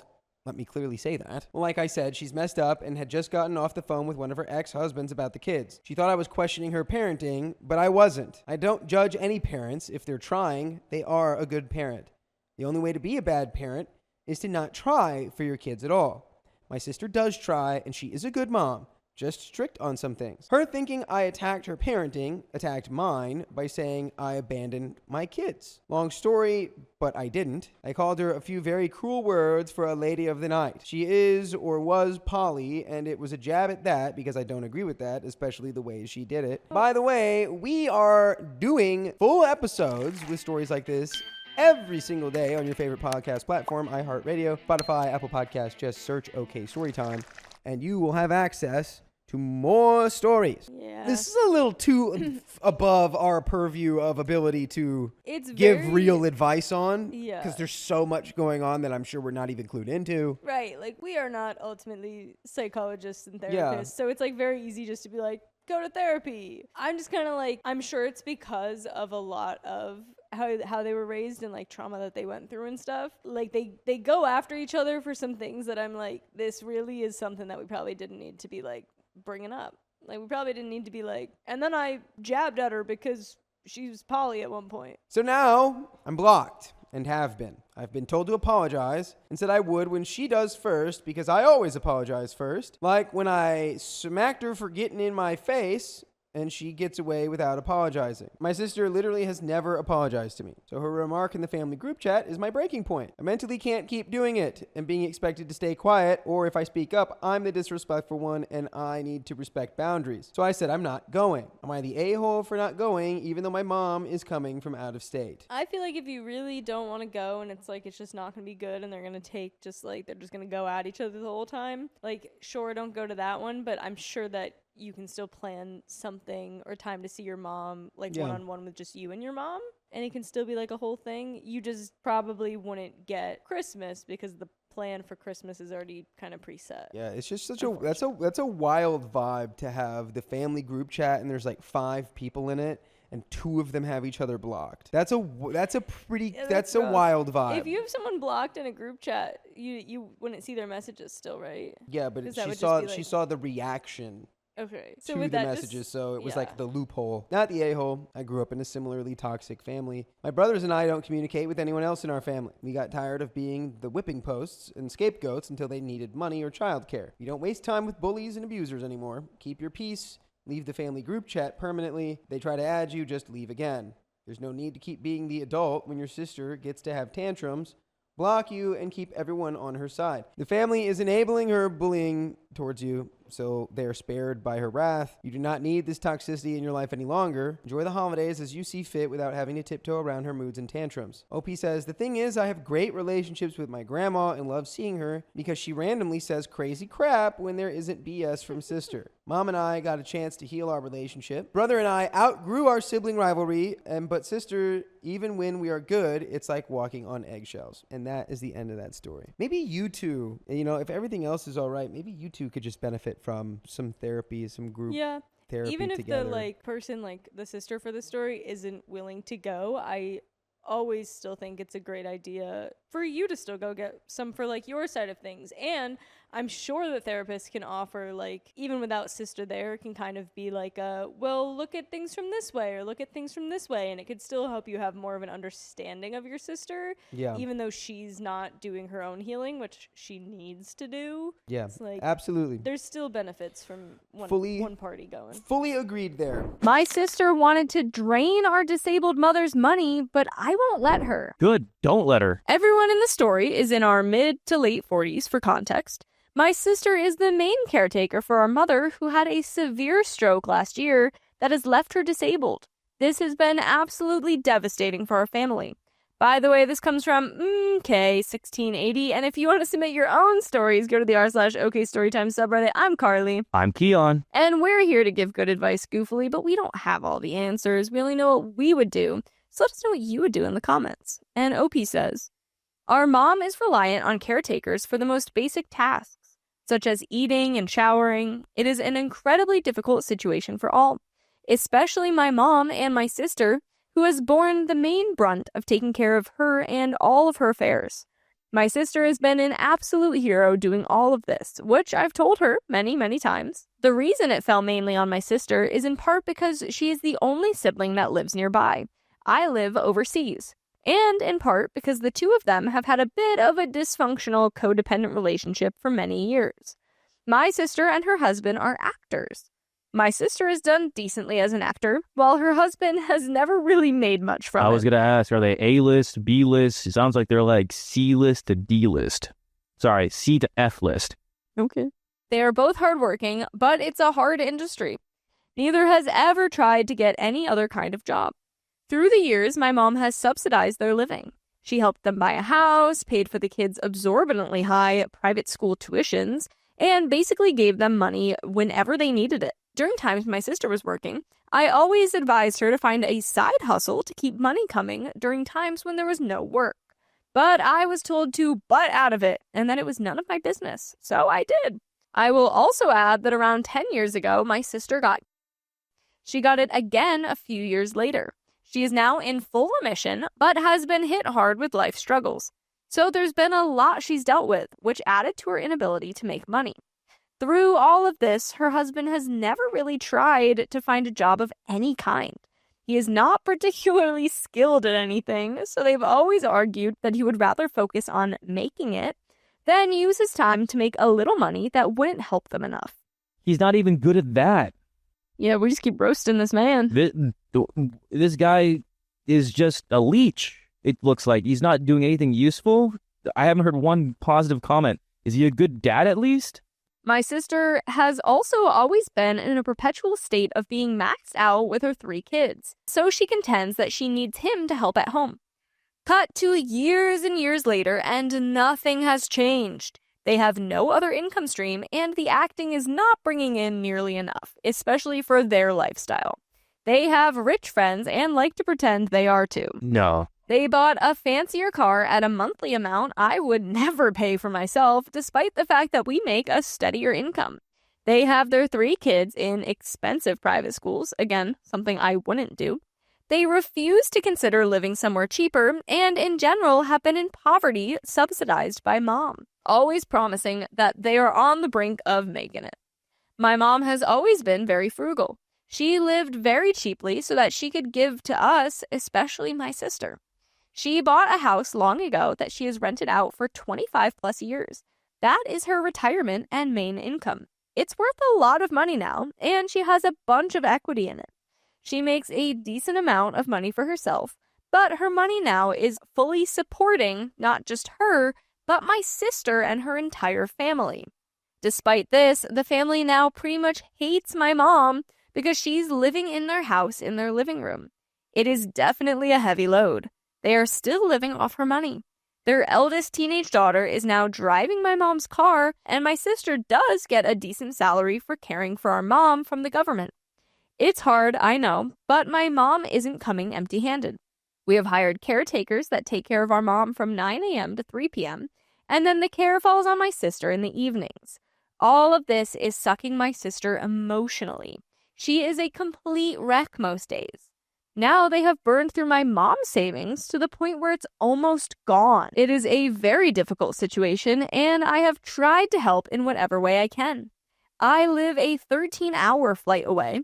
I also have 2 young children, younger than my siblings' kids, who are all teens now. But I still fly every month or 2 and stay for 2 weeks to give my sister a break. I don't take any money and do all of this on my own dime. Each plane ticket is around $1,000. I do this gladly, but here's the rub. Because they're running out of money, my sister now wants to leverage the equity on my mom's home and take out $300K to live on. This would be $300K at a higher interest rate than what my mom pays for her mortgage. My sister's plan, if you can call it that, is to take $150K for herself and my mom to live on, and put $150K in a high-yield savings account, which pays a lower interest rate than what she is borrowing. So it would be at a loss. to sit in a bank until they find a deal on a bigger house for her to live in with her family in the trust's name. Somehow, in her mind, it's not for her buying another house for herself. She argues it could be a good investment, but it would be one where my mother receives no income. My sister is proven to be very bad with money. Always against my advice, and with arrogance, she will swear she has the best idea for something, won't listen to anyone, and when it blows up in her face, you can't bring it up or say anything because then you're the bad guy. She has already declared bankruptcy once and is now contemplating doing it again. Just a few months ago, she bought one of those timeshare style things that now costs her an additional $200 a month and ended up being a scam. The list goes on and on of all the dumb stuff she's done. But when she is doing it, you can't tell her she's wrong, and she is always convinced she knows best. Now here we are again, but this time it's my mom's money. And my mom is not well enough to really understand or advocate for herself. I have been in talks with my mom's apartment's landlord about figuring out a way for my mom to return to her apartment. My sister's family has made no secret of the burden they feel my mom is, and my mom feels it too. She is really trying to leave. They have offered a ground floor apartment at a discounted rate, and we are hopeful that with caretakers, our mom can go back to her home. But she needs her money for herself. My sister's fair argument until now is that she can't work because my mom's care and affairs are so taxing. Of course, she also argues that her husband needs to help with the kids, so he can't work either. They still plan to use my mom's money for themselves, even when my mom no longer lives there. I put my foot down and said she cannot take out the $300K unless we have an investment plan for it to generate income. Otherwise, we'll be in the same situation in 2 years, but with higher living expenses. This will end in us selling my mom's house, which is her only source of income. I also said that my sister needs to stop taking our mom's money since my mom needs it for her care. But basically, my sister is refusing and telling me to butt out. I brought up her bad choices with finance and argued that this decision has to be made as a family. But my sister said that me bringing that up was hitting below the belt. She's now cursing me out, calling me a horrible sister, and saying she's cutting me out of her life. She is set on taking this money out regardless of what I say. And by the way, regardless of what I say, you should be set on listening to more episodes with stories just like this. Just go to Spotify, Apple Podcasts, iHeartRadio, whatever your favorite podcast app is, and search up OK Storytime. We've got a little bit left. Whoa. Your sister is exhausting. Yeah. The fact that she's using your mom as a money pit and a money well is ridiculous. And the fact that she won't listen to anybody. Obviously, we're getting the golden child tendencies here and the favorite, where mommy literally gave her every single cent to make sure she lives a lavish lifestyle, which is also insane because she doesn't have the reality check to give her that notion. She's doing all this lavish stuff. What she has a real job. Yeah, I'm wondering if there's a way, because it seems like your mom is aware at least that it's happening, if you guys can get it signed so that like your sister can't touch the money. You took the words right out of my mouth. You need to get like something pen and paper, your mom, even though she it's hard. I would wonder the rules though with them both being like siblings kind of thing, but I think if the mom can sign off on it, you're probably good. But what I'm afraid of is either A, the sister, since the sister takes care of the mom more so, or B, like, it's going to take advantage of your mom and like, no, like, this is going to be a good thing, right, mom? Well, and mom I'm the clearly golden knows. child. No, mom wants out. I think if mom can actually get out, it'll be a lot easier. I think you need to have a sit down with a lot of family members. This is like hilarious how nothing from like the sister like takes anything negatively. She's like, oh yeah, this is the money pit. But when it runs out, it's one of those things where like you know she's gonna she's get only into worried like that about accident, the or current she's gonna like hit a wall, and you're like, no, I'm trying to prevent you, and she's like, no, you're just trying to be better than me. Like you think you're better than me, you think you know more than me. I know more than you. I know way more than you. And it's just like, I want to just let you hit the wall, but it's like it's not like, especially with your mom involved. I know it's so impossible.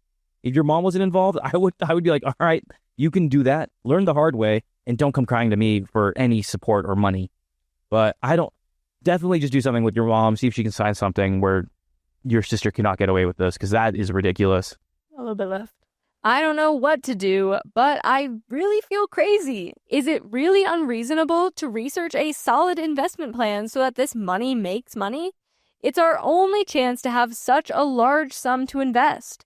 To me, this seems smart, especially because my mom is now in good health and could live many more years.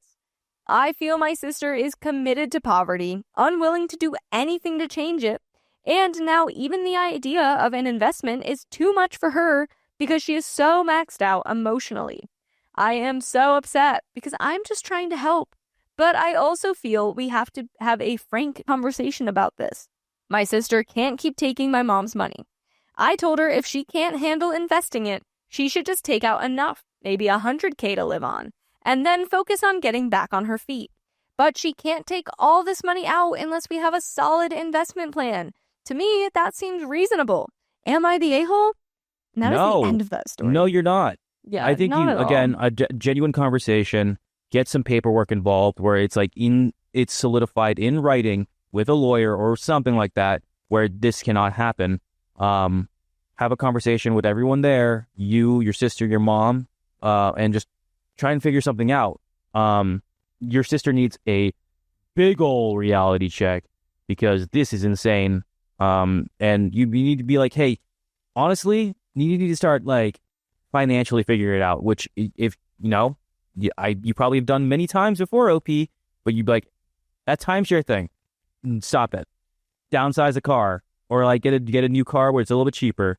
Stop trying to live this lavish lifestyle. Also, your husband needs a job. What's he doing? There's a lot of giant red flags for her and her husband, which is just so bothersome. And you want the best for your mom, especially if this is going to cause more stress for her. I don't know. And I get it. Your sister's doing a lot. And I'm going to give her that. She's helping out your mom, and she does need that credit, where it's due. And it's probably a lot of high stress, but when people are high stress and high emotions, they do some crazy things. So prevent that from happening for sure. Yeah. But that's the end of that story. I refuse to celebrate my baby because my husband's family ruins everything. Bad baby. And this comes from the r/OK Storytime subreddit. No way. Yes way. I, 27 female, literally don't even know how to feel anymore. My husband, 23 male, wants this so badly because he was in the military and didn't have any family around for our first child, male 3, my second. By the way, this comes from Glass Position 7882, and if you want to submit your own stories, go to the r/OK Storytime subreddit. I'm Sophia. I'm Riley. I'm Keon. And we're here to give good advice goofily, but we don't have all the answers. We only know what we'd do, so let us know what you would do in the comments. And OP says, after he got out of the military, he kept insisting on moving to the state he grew up in. He said it was going to be the best thing for us and that everyone was going to be so welcoming and loving. Aww. I will admit we have financially thrived here. His mom's side is welcoming but small, with some stupid moments of drama from his sister. Typical.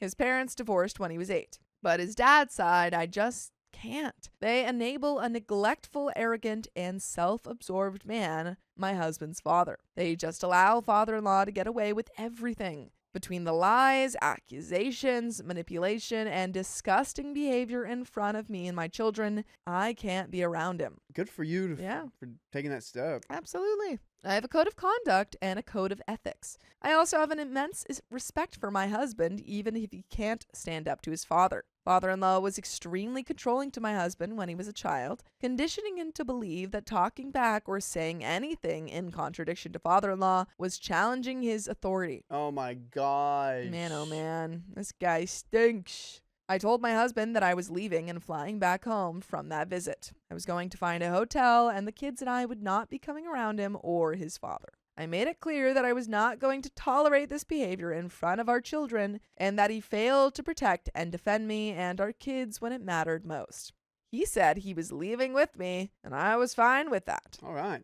We agreed after many long conversations that we would go no contact with father-in-law. Checks out, yeah. I think after all of that, it doesn't seem like a guy we want to have contact with. No. Oh, I thought you had another point. And nada. True. After roughly 8 months, I was tolerant with limited contact at a neutral location or FaceTime here and there with my husband and occasionally our son, depending on father-in-law's behavior. There have been many times where we had to go no contact for 3 months at a time due to disrespectful behavior. We didn't have any contact with father-in-law for roughly 5 months because he crossed some boundaries with me. But with this baby on the way, we wanted to give him one last chance to really be the grandfather he says he wants to be. I knew that this was important for my husband and that it really meant a lot that we keep trying. I see where you're coming from. You gotta talk to him. Yeah. You gotta cut it. Be like, dude, the way you talk to your own son can't be the way you talk to your baby, your grandbaby. All right. Yeah. Can't be doing this. The cycle ends here. I don't know. I think you should absolutely talk to father-in-law if you're doing this. I would be very wary of doing it because you know how he treated his son and you. There are some cases where a grandbaby changes people. Yeah, I think there are cases, but you have to be so on top of it. And if you see any kind of bad behavior, it's just really, setting that in the law. Yeah.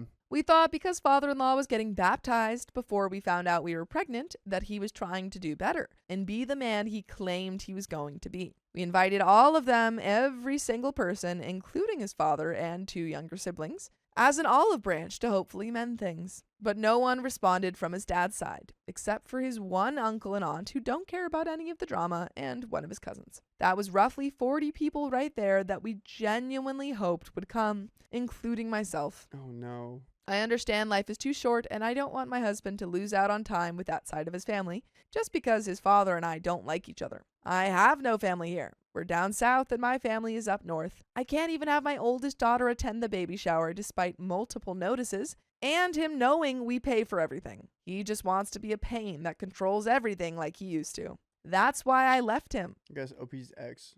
Wait, what? I think OP may be talking about her ex she has a kid with, perhaps? I guess so. New character has entered the chat. Who are you talking about? I don't have anyone to talk to. I miss my friends. I miss my family. I miss people actually showing up for us genuinely without any strings attached. By the way, the only string attached to this show is the hope that you listen to more of these episodes with full stories just like this. Yup. Just go to Spotify, Apple Podcasts, or iHeartRadio and search up OK Storytime. There is a little bit left to this story. I don't know quite who she was talking about in that sentence, but I'm guessing her ex. The general gist of it, I think, is that she has a very complicated relationship with with her father-in-law. Yeah. And her husband still wants a relationship in some form. Yeah. At least with his father-in-law's side of the family. And so I think it's just super complicated to work through that when you really don't like someone and really don't think that they are good for, to be in your husband's life. Yeah. And I think just setting your own boundaries is all you can do. Mm-hmm. You can say, hey, I don't want him around me for such a time, at all, or just I don't want him around him. I don't want to be around him a lot, or setting the boundaries for your kid collectively. But, if your husband wants to see him, that's kind of his own decision. Yeah, I agree. It gets messy. Family gets weird, man. It gets messy. It gets weird. Going back to Thanksgiving this year, it was good, but not have my great grandpa there. Yeah. It changes the vibe. Certain people hold a lot of weight in moments like this. I'm like, absolutely. A negative weight like this bring into your new family. Yeah, absolutely could change it. Ugh. Yeah, I mean that's how my grandparents, have been very much like a connector. Yeah. Since we have such a large family. And so whenever they come to an event, everyone's going to come to that event because they're in their 90s. My grandma just turned 93. They turn it up. Yeah. And so, when they pass, I do wonder how those events will change. That's where we're at. Yeah. Or if people would show up anymore. To the extent that they did. OP continues, I love my husband and I love the family that we've created, but I hate feeling so alone. A big part of me thinks that it would have just been better if we never had a baby shower because we wouldn't have spent roughly $2,000, almost $3,000 on a baby shower that nobody was going to attend, except for a few of our military friends who moved to our area. No, I'm not using grammar or punctuation or anything like that, but I am beside myself and speech to text is my friend. I don't know what to do anymore or who to talk to. I miss my friends. I miss my family. I miss people actually showing up for us genuinely without any strings attached. I love my my husband's mom's side, but his father's side, I understand it's matriarchal and the Hispanic culture just ignores problems and shuns people easily, but this sucks. I'm just expecting people to disappoint me, and it crushes my husband every time that they don't show up for him. Am I the a-hole for not wanting a baby shower? Nah, man. I would want a baby shower if I was going to pay that much. Yeah, you're not the a-hole, but I do think it's just like you need to have more conversations with your husband and kind of say, hey, I support you. Your mom's side supports you. And we just need to stop expecting these people to show up for us when they never do. Yeah. Dude, I saw some sad TikTok of this woman doing a Thanksgiving dinner. Mm-hmm. It cooked a lot. Nobody showed up. Aww. Those are always so sad. Spending that much I hate money those. on a baby shower. No one shows up. I also thought about Angie and I having a baby shower. Aw. You guys are invited. Cool. Yep. I'll get you some Celsius. It's in March. Uh-huh. Huh? Riley's being a daddy. Huh? Yeah, Riley's pregnant. No, you're not supposed to tell anyone yet, Sophia. Sorry. Oops. Come on. Oops, my bad. Gosh. Sorry, pregnant. Also, those stories we read yesterday of this woman randomly becoming pregnant. I know. Terrifying. I know. It's like randomly finding out I got a third ball or something. I can't believe you just compared getting a third testicle to being pregnant. Dude, That's just pumping out 3 times X kids. And it's like, whoa, that's always been there. No wonder I had 12 kids. Anyway, that's the end of that story. I call that my neurodivergent sister, and now she thinks I hate her. You say mean things to her? And this comes directly from the r/OK Storytime subreddit. Ooh. I, 31 female, and my sister, Tina, 41, names changed, have never really gotten along since I've become an adult myself. For some context, my sister was diagnosed ADHD, autistic, at a very early age, and is maybe mentally 13 on a good day. Because early on, my parents knew this, they essentially enabled her. Never even expected her to graduate high school, let alone be able to live on her own. By the way, this comes from American Horse Pirate, and if you want to submit your own stories, go to the r/OK Storytime subreddit. And we're here to give good advice, Goofly, but we don't have all the answers. We only know what we'd do. So let us know what you would do in the comments. OP says, she did graduate high school thanks to a family friend who tutored her and helped her graduate via GED. After graduating, she then went and lived with our grandma, who is in a wheelchair, to take care of her. She has little to no long-term or short-term memory on events and things, and has a hard time separating reality from fantasy, only understanding things on a surface level. After our grandma's passing, she moved back in with my mother. Our father passed over 10 years ago, and since then has gotten a full-time job as a courtesy clerk as well as gotten her driver's license. I had given her my old car, so she had her own vehicle to drive around. So I never really was around her much ever, even growing up, due to her living over an hour away, only coming home for holidays and weekends here and there. I really didn't know how handicapped she was until last year when my husband and I moved back home to help my mother. She has a lot of very unrealistic expectations for life in general, let alone for her particular situation. For example, she developed a crush on a 19-year-old boy my mom hired occasionally for repairs, and had a very hard time grasping why a 19-year-old boy would not fall head over heels in love with a 41-year-old woman, and proceeded to obsess and emotionally stalk him for 3 years. Okay, well that part, that's the part that we gotta stop doing. I don't think it's wrong for anyone to have a little crush. Yeah. To emotionally stalk, we should stop. Yeah, really icky. Stop doing that. Really, really icky. And if I were we don't really know, I guess, too much about like what level her autism is. But she's about 13 years old. Yeah. Okay. So we do know like kind of age, which it does make sense. Some of this behavior, I think that like not excused, but it does explain. I think that could totally explain the like, oh my god, I have a crush kind of thing, and like the not realizing that you're Absolutely. a bit older than you feel. Yes. In But- which case I think it's on like whoever is taking care of her. It's on whoever's taking care of her to make sure that she's not emotionally stalking Yes. somebody. I don't think that you can expect her to be like, I agree. what I'm doing is wrong, I need to Because stop. she doesn't have that mental capacity. But clearly, the as you said. guidance to help her learn and teach her and keep her Yeah. on a path of not doing that is needed. She also has issues with personal hygiene. She can't remember to brush her teeth, hair, or shower on a daily basis. So my mother has to remind her that those things do in fact need to be done. Also very normal. This is, yeah. Maybe we could make a chart on the wall that shows her a little check-off list each I day actually or have something. I have a family friend who has watched over, person with autism for my whole life, as long as I've known them. And they have a whole system, and set up. And this is a person who can't live alone. And so she like watches him full time and lives with him full time and, you know, helps him. And they have like people like social workers who like also work with him and stuff. Yeah, it just sounds like she has a higher level of care needed and person to help her with that. Yeah, because I don't know if OP's expecting this of her, because I don't think that's. I don't know that she's necessarily. I do think that it should be expected that someone in her life helps her.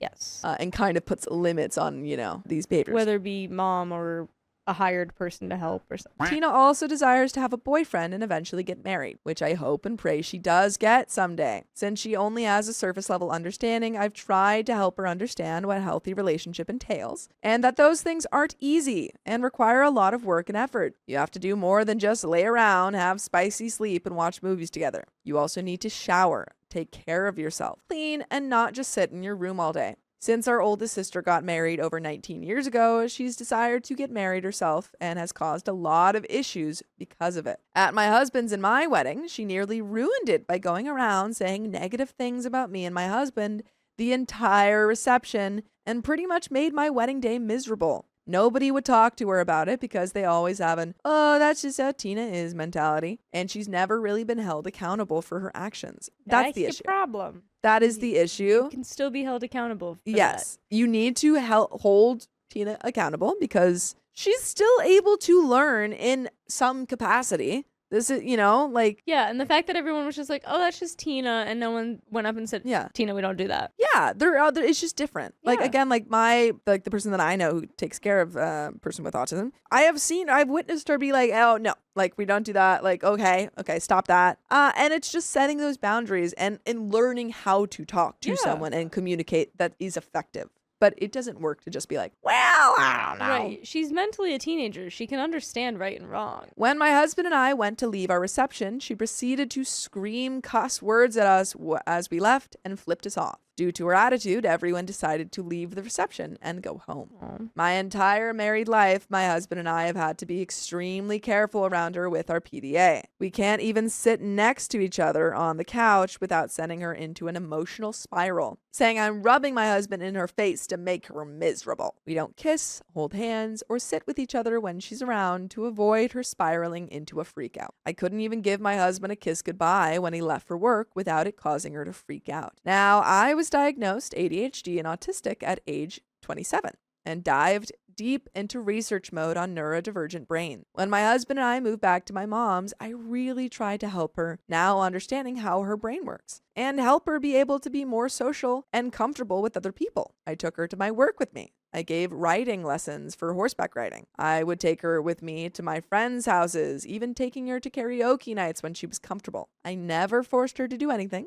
but gave her open invitations to attend these things and encouraged her to bring her own car, so if she felt overwhelmed, she could go home when she was ready. I encouraged her when she felt down and really tried to help her be more comfortable outside of her room in the outside world so that she could start to get things that she truly desired, like friends, going to events, and having fun outside of playing video games. Fast forward to what this post is about. This happened a few months ago, but I am still getting some pushback from our mother about this. We were having a fun day with some friends of my husband's and I that we've known forever at our place with my mom and sister.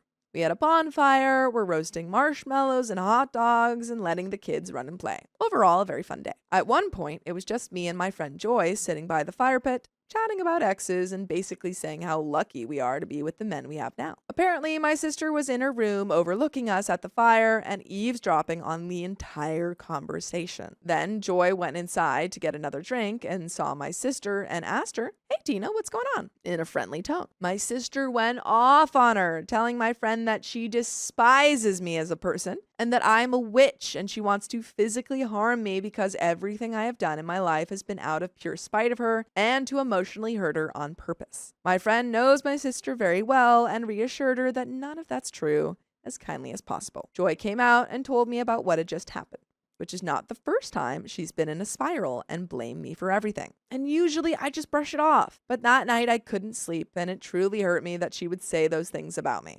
again, I think it is absolutely very valid to be affected by those words. I think that maybe you know this too. I'm sure she knows it deep down, and I'm sure she's been hearing like her whole life. Like it's so hard to hear like that, you know, you have to excuse that, or you have to understand that she doesn't mean it, or it's you know, and that is so hard to hear and still, you know, have to receive that like verbal attack and just brush it off. So I do empathize with you, or sympathize with you, OP. And I don't want to say like just brush it off. I think that there is there is a necessity. A concern you can bring up. Sure. I still think that like there are ways to deal with it and say, hey, that's not okay, in a way, or in a like mental age appropriate way, maybe is more effective than just saying, let's brush it off, or not even talking to her about it, you know? Still talk to her about it. The next morning when we all woke up and were walking around, I can't remember exactly what she did, but I ended up blowing up on her about what she said to my friend, telling her that it truly hurt me, especially since moving back, I've truly tried to help her get out into the world and do things she's always wanted to try, on top of just having a baby that same year. Told me sorry in an angry tone, and I could tell she didn't actually mean it, and I called her out on it. That's when I said, you complain every day that you want to be an adult and do everything on your own, and you've done nothing to change and show that you can be an adult. You aren't accountable for your own actions. You were given care from me and never said thank you. Mom pays all your bills for you and all your groceries, and you expect to go out into the world and be fine when you won't. It's time for you to grow up, which is an example of maybe not the most effective. Maybe a little bit of a harsh way of saying it. I get it. I get it. Yeah, everyone has them. Everyone has them. Is it the most effective thing that's going to get through to her? No. And now we can take a step back, realize that maybe we're a little harsh. Yeah. We can have that conversation. And maybe get, if we can afford it, professionals involved. Yeah. People that 100%. can help her and guide her. 100%. Because when you're not a professional, even, you know, though you might know and have your own lived experience of autism and ADHD, you don't know your sister's experience. You know, you've seen it from the outside, but you don't know what she needs from a professional level. She got mad and stomped back upstairs to her room, where I could hear her cursing my existence under her breath the entire time. My sister is a very dramatic person and has a tendency to tell lies to get attention. I proceeded to tell my mom she desperately wants to live a normal adult life, but she hasn't ever been held accountable for her words or actions, and I'm done sweeping these utterly evil things she says under the rug and ignoring them. If she wants to be an adult, I'm going to treat her like one and call her out for the things she says and does. Which I think is a failing on your mom's part, which again, you know, it's super hard to figure out how to parent, you know, a child that has special needs and stuff. But I think it is, you know, at the end of the day, you have had to deal with the parenting failures, or the parenting, at least, just lack of understanding of how to care for this child, and you've had to like take the brunt of that. Yeah, a lot. After that, my sister went outside for a walk, and when she returned, she came up to me with tears in her eyes and said, "I don't expect you to forgive me for what I said, but if you could think about it, I would appreciate it." Aww. Which I mean, like, that's great progress. That's great. This is great. Which shows that maybe, I mean, I don't know if, you know, your approach was the best way, but it does show that it got through. Yeah, saying, hey, I'm going to be straightforward with you. Yeah. Does sometimes work with her. OP could be very right. Maybe she really just does want to be an adult and nobody's treating her like one. And she's like, oh my God, yeah. OP. I told her I had already forgiven her and that I loved her dearly. And the only reason what she said had bothered me was because I loved her. After that, my husband and I decided to move out to another state, still semi-close, for the well-being of her family, because there were a lot of other issues and things happening between my sister and my mom and me, and my husband and my mom that left us all on edge. I ended up losing 50 pounds due to the stress, and we needed our own space to figure out being parents together without the added stress or influence of my family. And I would love for you guys to figure out how to join us live. And I would love for you guys to figure out how to listen to full episodes of stories just like this. And I'll tell you a secret. You can go to Spotify, Apple Podcasts, or iHeartRadio and search up OK Storytime. So you don't even have to figure it out. I told you. But there is a little bit left to this story. Any final thoughts? Think that moving out of the direct, like being so close to them is good. A stayed away, sure, whatever, wherever you wanted to go. I think that'll help a lot of it. And I do hope that, like, people continue to treat your sister maybe a little more adult, and if that's really what she wants, and like she can kind of start to experience that more. Yeah, absolutely. I think if that's truly what's working. Yeah, talk to your mom and say, hey, like she kind of received that very well. And I think it is only beneficial for her to have, I don't know, just at least consequences. Or at least the understanding that you hurt somebody too. But now, ever since then, when my sister goes into an emotional spiral, it's all my fault again on how I hate her and want her gone, which is not even remotely true.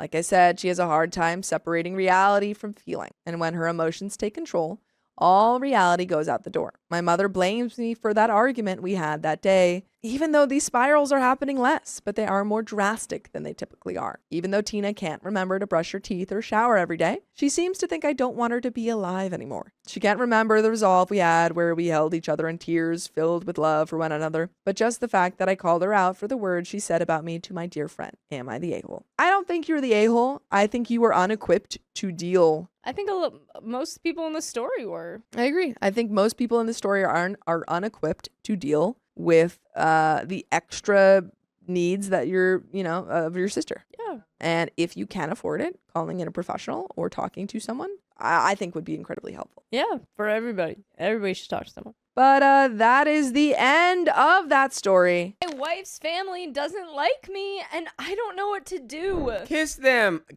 all. 25 male, white male, have been married to my wife, 26 female, for 4 years, and I've known her for 6 years total. We met online and hit it off wonderfully.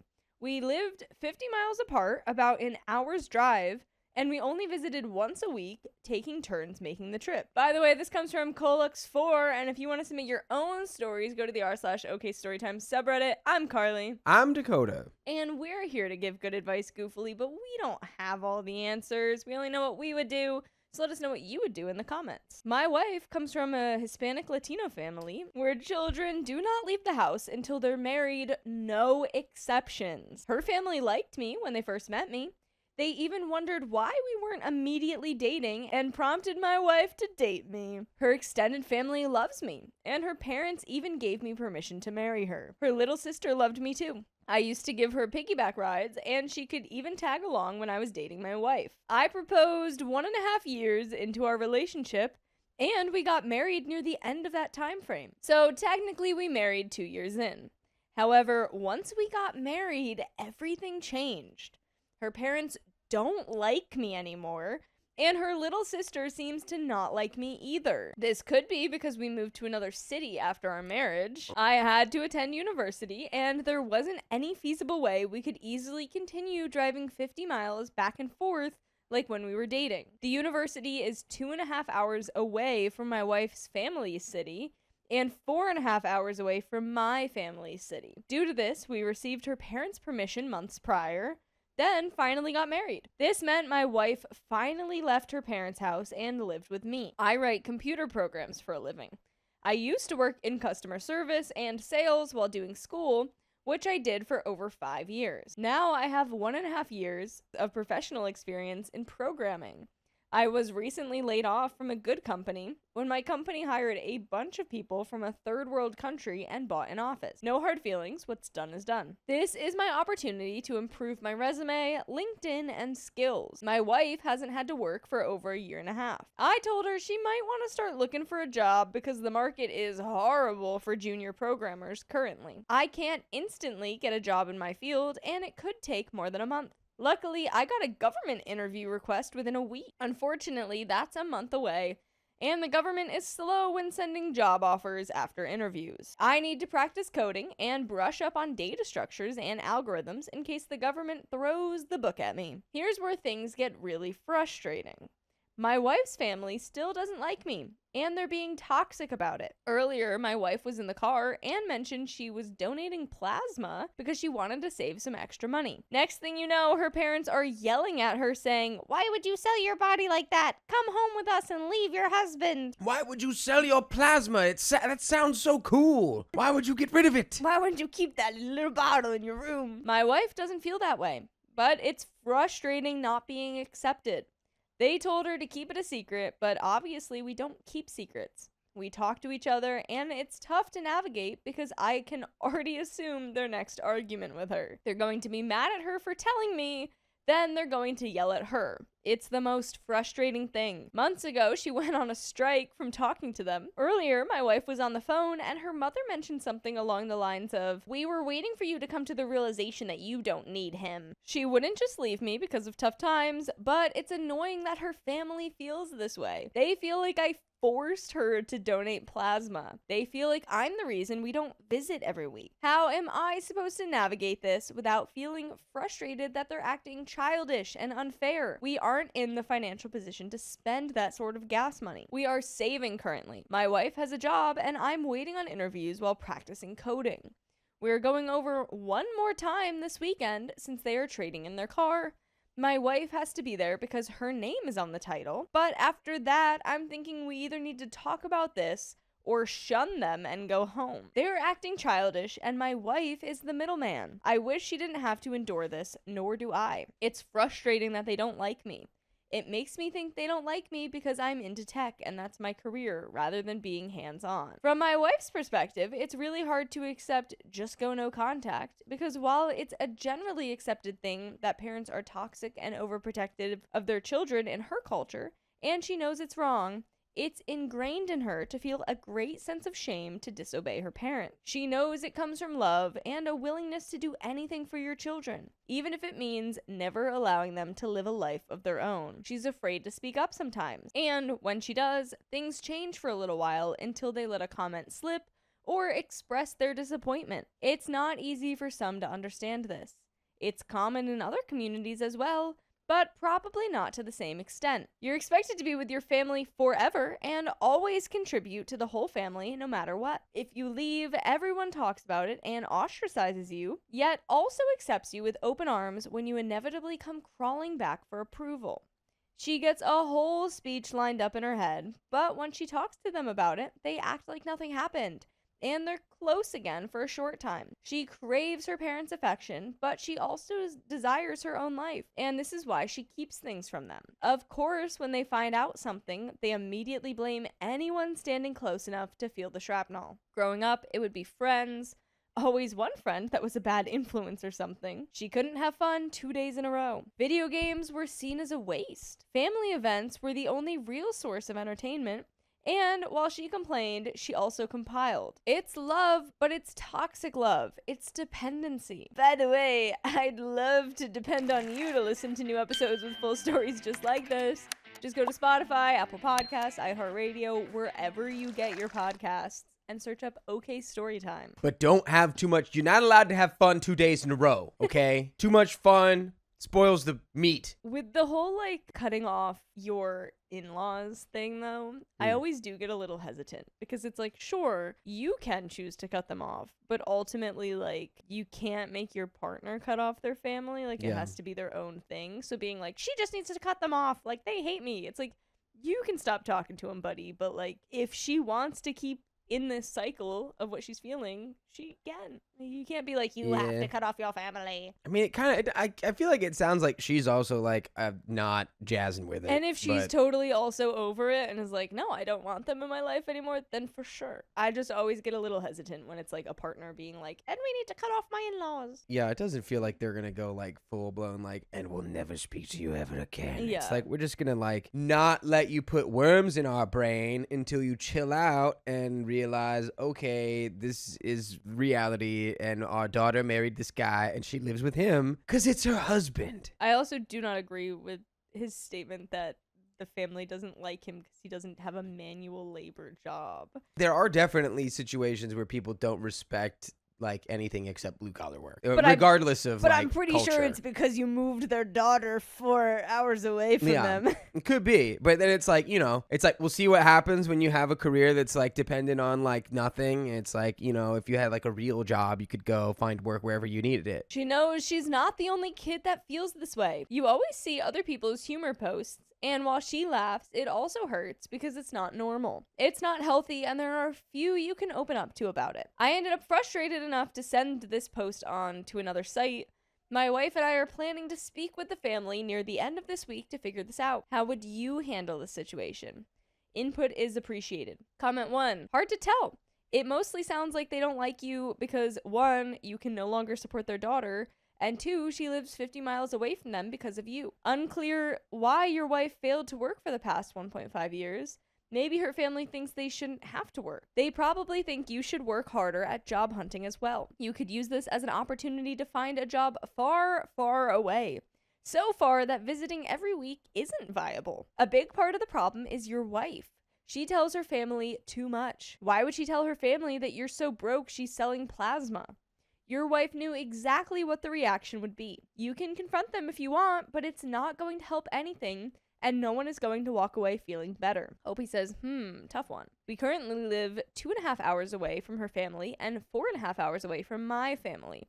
She hasn't needed to work because my career paid good money. We made $74.5K a year and had a good savings.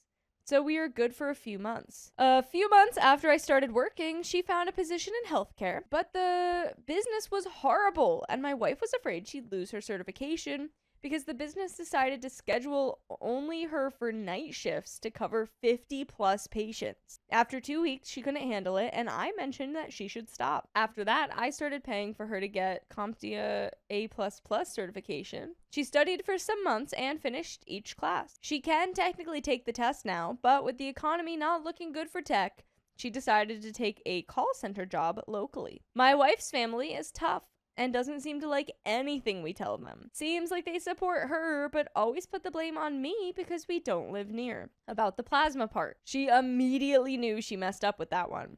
She talked a bit too much and is used to telling them most things. Unfortunately, it backfired and made them have more ammunition against me. We are visiting one more time this weekend, but not ecstatic to visit. It's frustrating because I don't know enough Spanish to keep up. I wondered if it could be resentment from that, but it's tough. I have things to constantly learn to be interview ready since the programming field in general is really tough right now, and they are in the US. My wife is supportive of me, and I know she wouldn't leave me.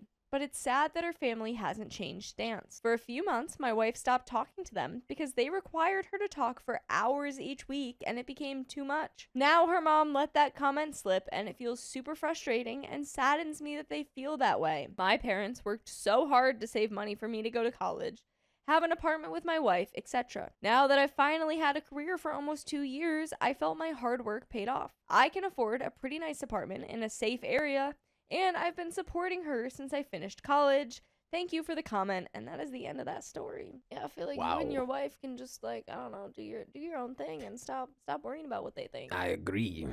My work refused to let me take a leave just days before my brother's wedding. I quit. My brother is getting married next week. He got engaged in February and told me maybe a month ago that he's getting married on May 19th. He and my sister-in-law aren't into traditional big weddings. My brother lives in our hometown in the Midwest and I live in the Southwest. By the way, this comes from Miss Margaret 13, and if you want to submit your own stories, go to the r/OKStorytime subreddit. I'm Carly. I'm Sophia. I'm Keon. And we're here to give good advice goofily, but we don't have all the answers. We only know what we would do. So let us know what you would do in the comments. And Opie says, I told my work almost immediately about my brother's wedding, and I wrote it down on a piece of paper. I also was instructed to tell the lead float tech, it's a pharmacy, so she could try and find a floater to cover me while I'm gone. I sent a reminder last Friday to this lead float tech about the days I would be gone, and I didn't get a reply until yesterday that she couldn't find anyone. Almost with the impression that I wasn't allowed to go to my brother's wedding. I texted my boss immediately about this. I get that they're going to be shorthanded. I'll mention here that the lead float tech is an astronomical witch to the point where literally everyone who works with her hates her guts, except for the district manager who she's besties with. But I've also gotten the impression from the rest of the staff that I'm being selfish, that I want to go home for a few days to see my brother get married. Genuinely doesn't matter what everyone else thinks. Yeah, you put it in the calendar. It was approved. That's it. Yep. Look, in 20 years, I won't give a crap about this job. I'm in grad school to gain a teaching credential. Oh yeah, it really doesn't matter. Not my final destination in my career. But I will give a crap about having missed my brother's wedding. I don't intend on missing it, and I think it's rather ridiculous to ask someone to miss a close family member's wedding because you're shorthanded on technicians, especially when I gave plenty of notice in regards to non-paid time off. It's not even paid time off. Yeah. Am I the a-hole? No. Update. Today was awful and humiliating. Oh no. My boss basically told me she tried to accommodate me, but that the days she couldn't would be considered unexcused absences. Absolutely not. Also, I'm to apologize to a pharmacist because I made an offhanded negative comment about Trump, I guess. I nearly started crying and almost left. I got through the shift. Judgment, not the a-hole. Top relevant comments. Brimstone 404, a downvoted comment. Oh no. Info, was the work schedule already published when you asked for the day off? My pharmacist friends are usually scheduled 2+ months in advance. If so, then yes, you're an a-hole for missing work, but if you have a good record, they should forget about one missed shift in 6 months. Do you have the opportunity to find your own replacement and trade hours? A 12-pack or adult beverage can help motivate coworkers into helping you out. But no one on this planet should expect you to miss your brother's wedding. Just tell them you have to take an unexcused absence and you'll take the consequences. You're giving a lot of notice, which is much better than just calling in sick the day of. Enjoy the wedding. Also, your brother is an a-hole for giving such short notice. I assume you're going to be an uncle soon. Congrats. Edit to add, floater supervisor is also the a-hole for not notifying you sooner. Plus, she just sounds awful. And OP responds, they write the schedule a week in advance, which I think is rather ridiculous, but you know. Yeah. OP replied to a deleted comment. It is definitely not my first job. I've worked crappy customer service jobs for most of my 20s. I've been bullied and pushed around most of my life. I let the popular kids do it in high school. I let people bully me out of jobs because I'm not a bootlicker. I'm so done with getting bullied and treating like I'm disposable garbage, especially when I can see the end in sight. Jazzier says, not the a-hole, but what does your contract say? 1 month notice is fine? Honestly, you wouldn't be the a-hole in my opinion anyway. This is your brother's big day, so I'm glad you have this thought in your heart. ASDFXX, why quit though? OP hasn't gotten an answer from his or her boss, and it's unclear what the relationship is between the lead and his or her management chain. Also, many businesses are struggling to hire, let alone already trained employees. So there's 2 things. Text or email the actual boss, as per discussion 1 month ago, confirming I will be out of town, blah, blah, blah, blah, blah. If that generates pushback, text or email, dear boss, we're not discussing if I'm going to my brother's wedding. We're discussing if I still work here when I come back. Let me know by blank date if you want me to come in again or if I can extend my time with family. Yeah. Honestly, I really like that one. I like that too. I hate these people. It sounds like a terrible work environment. Yeah. Especially if you're getting written up for like the comment you made to the pharmacist. Like, ridiculous. dude, relax. Yeah, that is crazy. Deleted says, absolutely not the a-hole. If they're going to suffer that much from you being gone a day or two, then they are heavily understaffed and it is on them. Deleted another downvoted comment. What the heck, guys? You're the a-hole because it's just a wedding. Oh my god. These people are like capitalism's #1 employees. I would understand if it was a funeral or something super important. Does this person work for... No one's gonna know if you're at their funeral. Did that commenter just get fired from a nanny job? Because the bed was squeaking? Yeah, because they sound like a real downer. Yeah. Sound really like a real joy. Just send a wedding gift and keep it pushing. That is insane. Her brother's wedding isn't important. This person's like psychotic. The loud Canadian girl says, not the a-hole. You gave plenty of notice and sent a reminder. This is a big day for your brother and it's important that you go. My brother passed a few years ago and let me tell you, I regret every event I missed due to working. That shift is not worth it. Go to the wedding. Yeah, I'm sorry, like minimum wage job that's not your end career. Yeah, that you don't like, that you're not staying in long term is not more important than your brother's wedding. Yeah. That's a crazy to go to the wedding. Please crazy go to the statement. Wedding. I like the whole thing of like, let me know if I have a job when I come back because I'll stay home. I will just stay home. Yeah. God as God says that commenter is the boss. I think so. Yeah. How dare you want to go to a wedding? It's not the boss, it's the lady that was supposed to fill her shift that didn't. Update 2 days later. I sent in a letter of immediate resignation on Friday. To whom it concerns. Effective immediately, I am resigning from my position as a certified pharmacy technician at place of employment in city. I appreciate the job opportunity, but I do not feel I am a good fit for this position.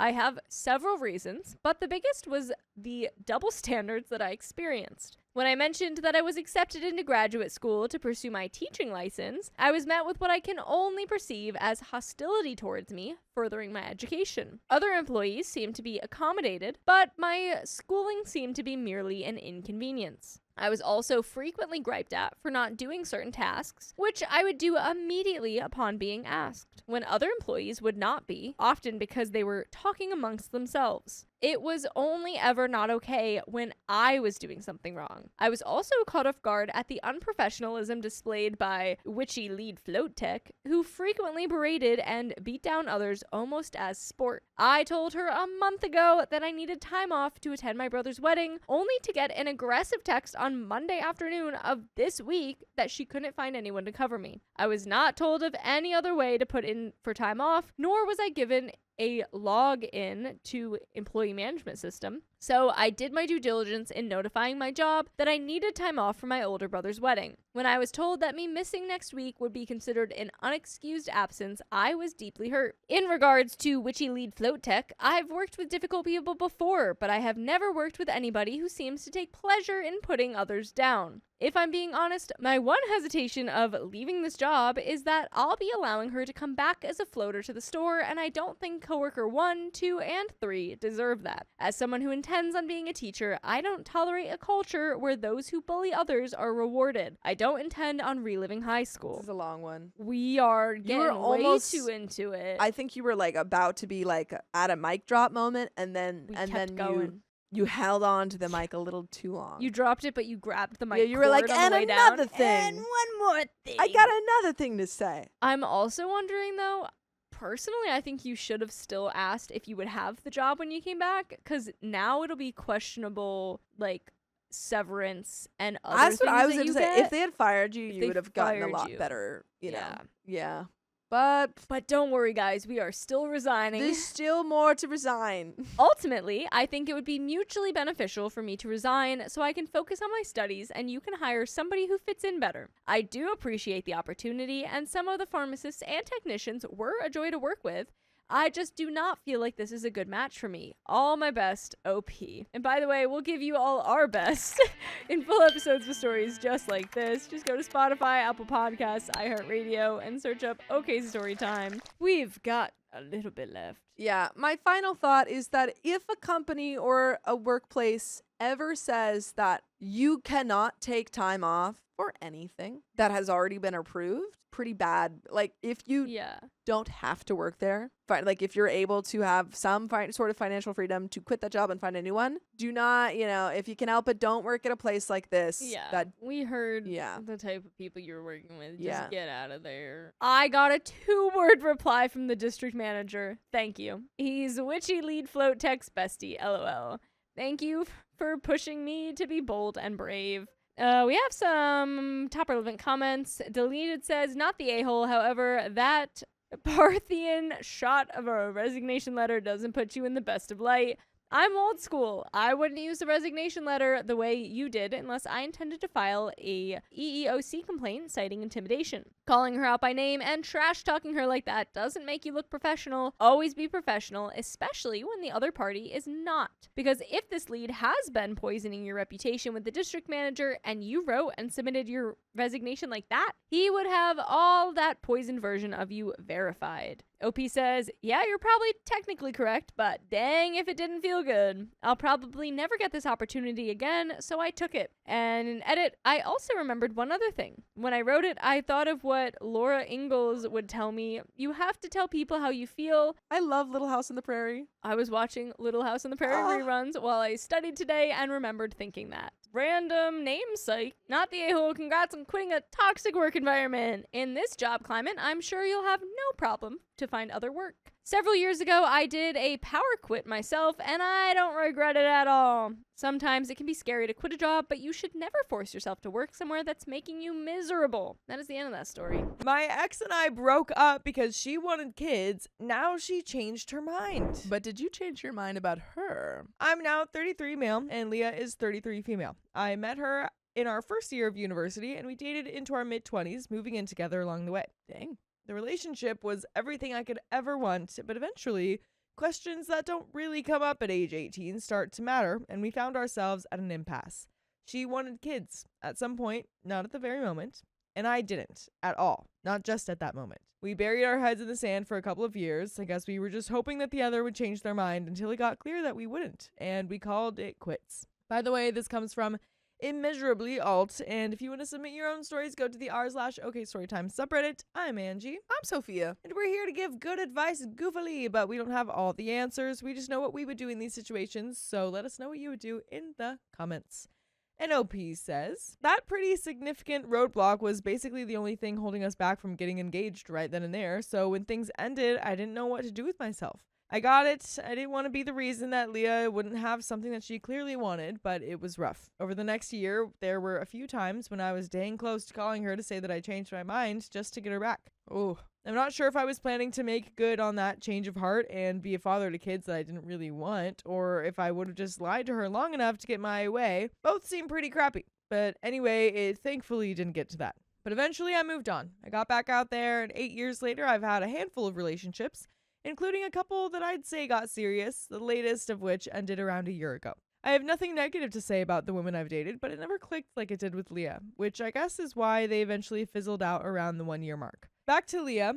We never technically burned bridges and even said that we'd stay friends, but for most of the time that has passed since we broke up. We didn't make good on that. We were in contact occasionally, but far from frequently, and mostly kept it surface level, to the point that saying we were friends would be a significant stretch. That started to change last spring, as our infrequent chats slowly but surely turned into frequent hangouts. Of course, officially we were merely reconnecting as friends, but when two single 30-somethings with a lot of history are spending more and more time together while conspicuously not making much of an attempt to see other people, it shouldn't be a massive surprise that things may not remain completely platonic forever.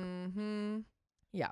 That's why most people, when they break up, don't remain friends, because it's kind of hard to do that. It's hard to do that. It did take a while, though, but just last week, one of us finally took a decisive step to change the status quo. We spent a bunch of time together over the holidays, hanging out at my place on Christmas, and attending a New Year's Eve party together. As friends, of course.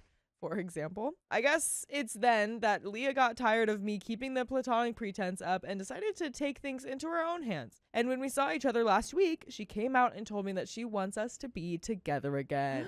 What? Oh boy.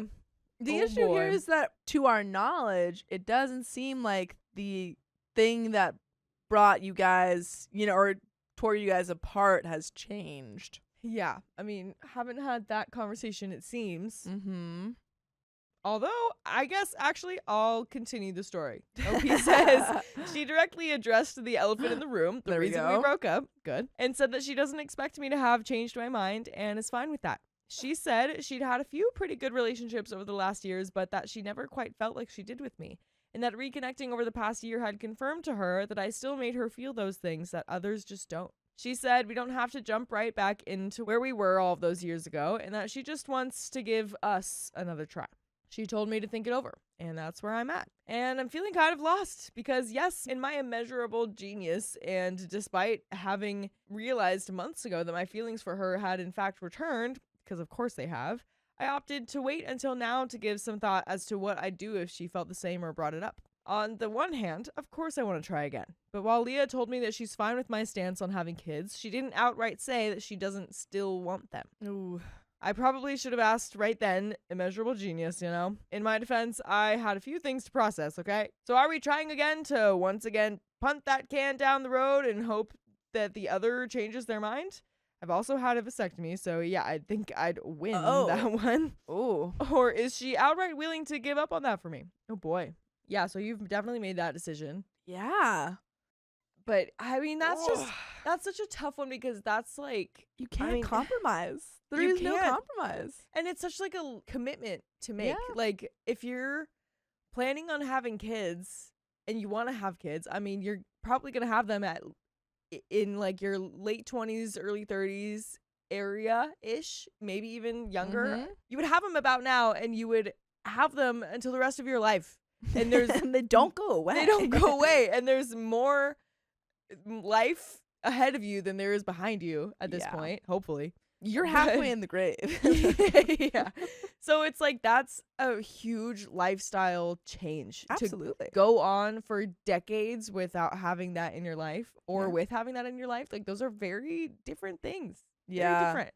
No, I think you guys have to have a serious conversation, because if she wanted kids at any point in her life, I really don't think she's, people change their mind, but I feel like she hasn't. That's a tough one to change. Yeah. People usually don't change their mind on things like that unless something like really bad happens or something, Yeah. And if she is willing to give up on that for me, that's a pretty significant concession, and I'm comfortable with the idea that she might wake up in X amount of years regretting her choice when it's actually too late.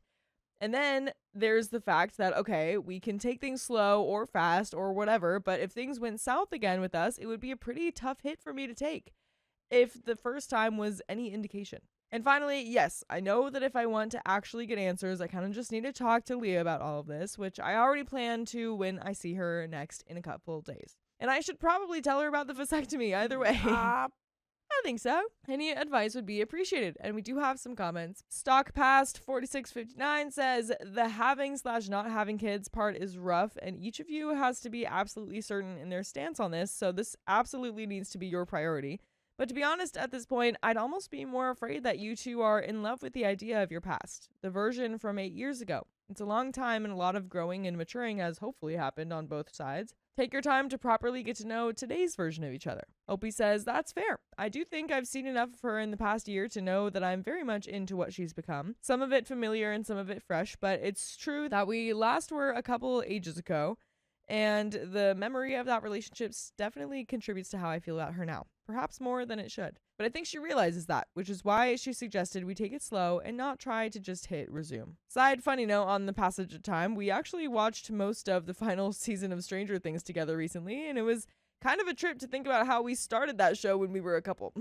It doesn't feel like those should be two things that belong in the same temporality, but I'm not sure which one my perception is warped on. That's pretty funny. You guys might be a Nancy Steve situation. Could be. Like Could be. You think you're good together. You got a lot of chemistry. Right. But you both want different things. Yeah. She wants 6 little nuggets and you want to be a boss investigative reporter lady. Yeah, exactly. Entrepreneur Grouchy says, I think 2 conversations might help. Why don't you want kids? Is it hereditary traits that you don't want to pass down? Financial issues, too much responsibility, etc.? What prompted her to change her mind? I always thought I would 100% want kids, but as I've gotten older, I've definitely been reconsidering things. So tread carefully. She may have changed her mind, but who's to say it'll stay that way? I think finding out why she doesn't want kids now will help you gauge that. OP says, so as for one, what I'll say is that it's quite personal beyond what I'm comfortable sharing with strangers, even under the cover of anonymity. It's not medical or financial, and while I do enjoy the freedom being child-free brings, it's also not the main reason. Last thing I'll say is that Leah does know why. As for 2, I definitely intend to discuss this with her, where she stands exactly, and the why. Miserable Drive says, it seems like she's just giving in. If I were you, I wouldn't go back to her. This problem will probably come up again at some point. And if you don't care anyway, and you do go back to her, I recommend you see a doctor to check that vasectomy is still working. Opie says, I've done vasectomy checkups before, but just one thing I'll say in case this was the implication. Not sure it was, to be clear. If I had any thought that she would ever attempt to or hope to baby trap me, I wouldn't be considering this with or without a working vasectomy. Kelsey Stash says, bro, I didn't want kids and my girlfriend did. I chose her. I wasn't about to lose the love of my life because I didn't want kids at the time, which is in my 20s, and she did. We've been married for 24 years and have 2 boys. I wouldn't change a thing. I have the woman I have loved every single day, and I have 2 terrific boys that are now in college. Sometimes you don't know until it happens. It's not always easy, but when you have someone that you know is 100% there to help pick you up when you fall, it makes things a lot easier. Stop wasting time. You two clearly love each other, and if kids happen, kids happen. You have each other, which in 30 to 40 years, you will realize what the best choice you could have made.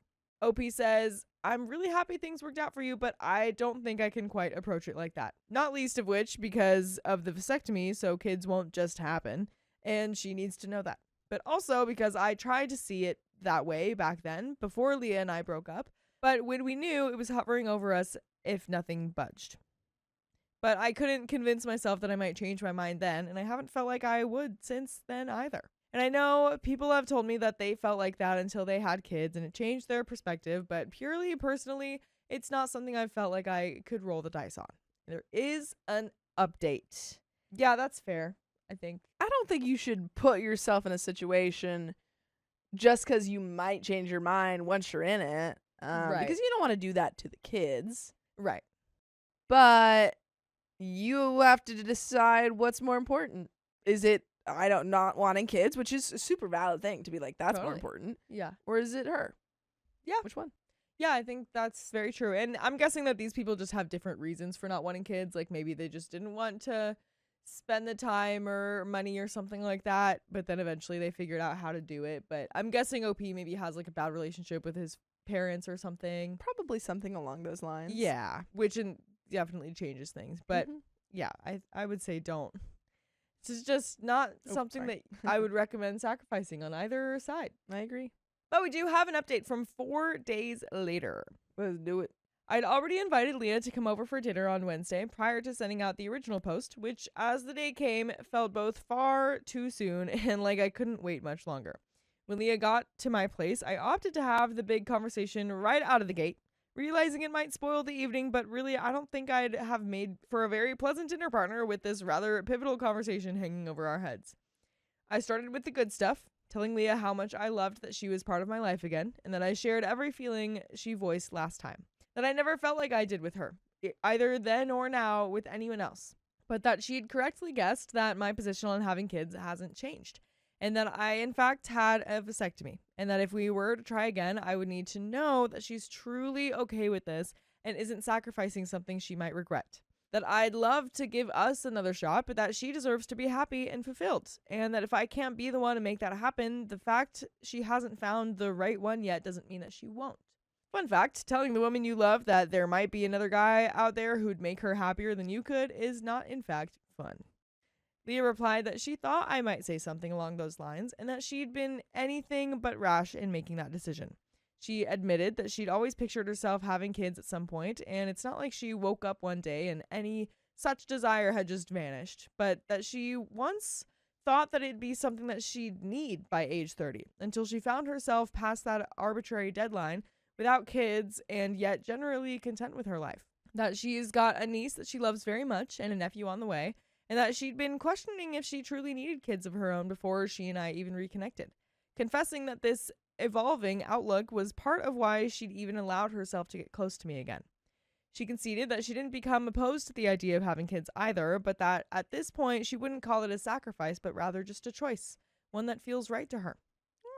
Now, I'm probably not the most objective person to say this, but I felt that this was a pretty dang convincing sales pitch. I did tell her that, as she suggested, taking things slow was most likely the right call, and that it entailed that I would understand if she re-examined that choice, and only asked that she'd be open with me about it, but that in light of this, I'd love to take her out on a date at the first opportunity if she would have me.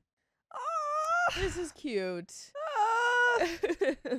She'd replied that she'd love that before poking fun at my framing of us going on a date being a new thing, as though we hadn't spent the past several months seeing each other regularly for one-on-one dinners and other similarly intimate settings, ongoing evening included, which I countered, saying that I hoped by the end of said date she'd noticed a marked difference between those times and this next one. And I hope you noticed that we've got full episodes with stories just like this one on Spotify, iHeartRadio, Apple Podcasts, or whatever your favorite podcast app is. Just search OK Storytime.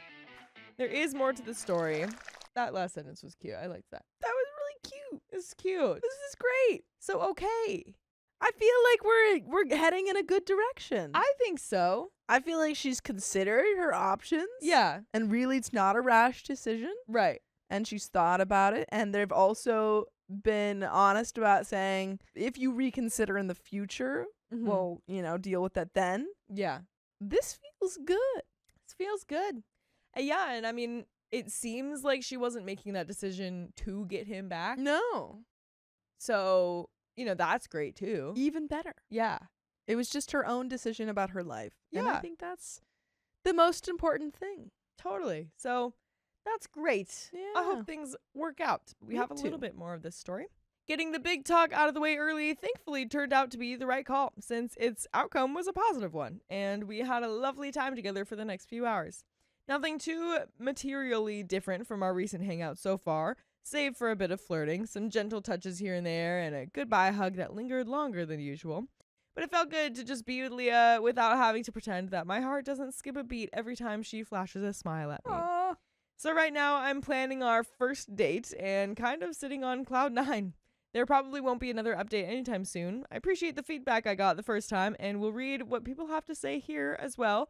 But I don't think that writing a play-by-play of this new relationship would make for the best way to enjoy each step that may come. I will soft commit to an update at some point, but that's contingent on 1, me remembering to do that, 2, having stuff to share that I actually want to type out and put in the wild, and 3, I'll most likely show these to Leah eventually. Whether you guys ever hear from me again will also be up to her. And that's the end of that story. Yay! How wonderful. I wasn't expecting a happy ending. Me neither, honestly. That's so sweet. This is great. 10 out of 10. 10 out of 10. I just watched The Notebook last night, and this is reminding me of it. It's not exactly similar, but Yes. it's similar. Romantic vibes. Yeah, fell love in love that. at first. Years go by, and it felt reconnected. It's just as before. Beautiful. Oh, Let's someone make it a movie. Make it a movie. Make it happen Right now. Right now. Stat. On my desk tomorrow morning. Come on. But that's the end of that story. We offered paid childcare for our wedding, but my sister-in-law says it's unfair for her kids. Aw, boo-hoo. Free childcare. I am 30 male, and I'm marrying the love of my life, 28 female, in December of 2023. And we are in the crazy mess of figuring out wedding invitations. By the way, this comes from user throwaway say fiance 80. And if you want to submit your own stories, go to the r/OKStorytime subreddit. I'm Keon. I'm Carly. And we're here to give good advice goofily. We don't have all the answers. We only know what we do. So let's know what you do in the comments. As Opie says, for context, I have 3 brothers. Otis, my man, 37 male, who's married to Gina, 34 female, with 2 kids. Carl, 34 male, who's married to Nancy, 28 female, also with 2 kids. And Yuri, 32 male, who's married to Betty, 30 female, who are child-free. My fiance has a brother John, 22 male, who isn't married but has 1 kid, and 1 sister Tina, 20 female, who has a boyfriend Paul, 22 male, and they have 1 kid. All the kids are 7 and under, for your information. All of our family members are in the wedding party, with Otis serving as my best man. Along with all of this, we have several friends who are married with children as well. All told, there are 22 children Jeez. amongst our family and friends. And Jeez. all of them are amazing kids, but they range in energy and demeanor. So, when planning, my fiance and I decided that while it'd be hard to ask our guests to leave all of their kids at home, that we'd instead like to have a child-free ceremony. We'd provide a childcare agency to watch the kids during the ceremony and part of the reception. Introduction, first dance, speeches, things are likely really boring for kids. Then allow them after all of that is done. We were thinking of covering 3 hours worth of the wedding, then the rest of the reception the kids could join us and have fun. We pitched the ideas to our families and friends, and while everyone has had a varying array of opinions, Gina apparently is very angry with us. She called me saying it's not fair that her kids can't attend the whole wedding, and asked why we wouldn't want kids at the ceremony. I said that the ceremony was the most important part to us, and that we didn't want any distractions like crying or kids yelling they're bored or anything like that. She practically demanded that wouldn't happen because her kids are perfect angels. While I do agree her kids are well behaved most times, I said it's still 22 kids at a ceremony, and 1 is bound to cry or make noise, and we didn't want that interrupting our vows.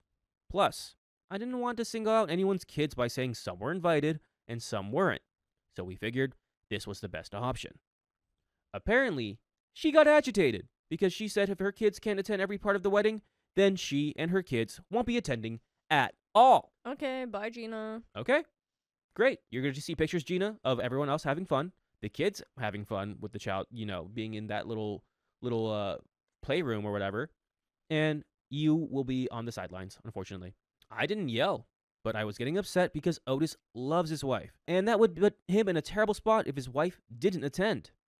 I asked her to understand that we're trying to figure this out. And she said, I'm an a-hole for even considering anything child-free and excluding their kids from our ceremony over something stupid, and hung up on me. My fiance and I are in 100% agreement with this, and everyone else in the bridal party isn't as hostile about it. So I'm asking, am I the a-hole for wanting a child-free ceremony? And we have an update.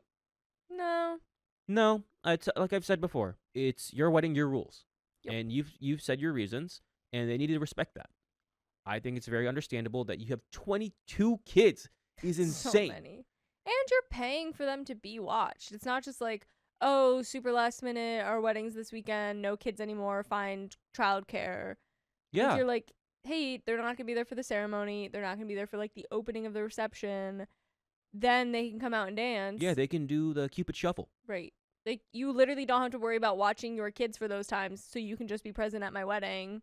Yeah, and usually, especially if they're all 7 and under, I don't care if they're perfect angels. 90% of the time, those kids are going to be bored. 22 of them. 22 of them. Just let the kids play. Like, I don't understand. It just sucks because Otis is in the wedding, and he's probably in a rock and a hard place. But yeah, no, I don't think you're an a-hole. This is your wedding, your rules, and you're covering everything right. And it would be really dumb to be like, you know what, Gina's kids can come and nobody else's kids can go. No, she doesn't get special treatment. We have an update. First off, thank you, everyone. My fiance and I read the comments, and we really got some amazing insight. We thought we'd get some, you're the a-holes, but we got none, surprisingly. And it really helped us put our wedding in perspective. It really brought us closer, as we've communicated with each other so well. We also looked at other stories of children attending weddings, and those stories, those are something. We decided to reach out to other family and friends and ask them directly what they thought. As it turns out, the only people who are even considering bringing their kids are Otis and Gina. Everyone else is apparently so ready to have a child-free night, and Carl even asked me, why pay for the child care since pretty much everyone we know isn't bringing their kids? So, as this point, we'd only be paying for Otis and Gina's kids. I didn't mention their ages because I didn't think it'd be relevant, but just for context, they have 7-year-old twin boys. Oh, and normally when twins, especially boys, get riled up, or one gets riled up, usually the other one gets riled up. They like that. That's how twins do. That's how they roll. Sometimes they're opposites, sometimes they're not. But they're 7 years old. My fiance and I went to dinner at their house. When we arrived, their boys were playing in the living room, and Gina sent them upstairs just as she was finishing up. We sat, had light talk for a bit, then I mentioned that their kids are the only ones coming to the wedding, and that we're still willing to cover the childcare for just their 2 kids. Gina, oh boy, Gina let loose, saying once again that her kids are perfect angels, and that inviting them won't ruin our love BS.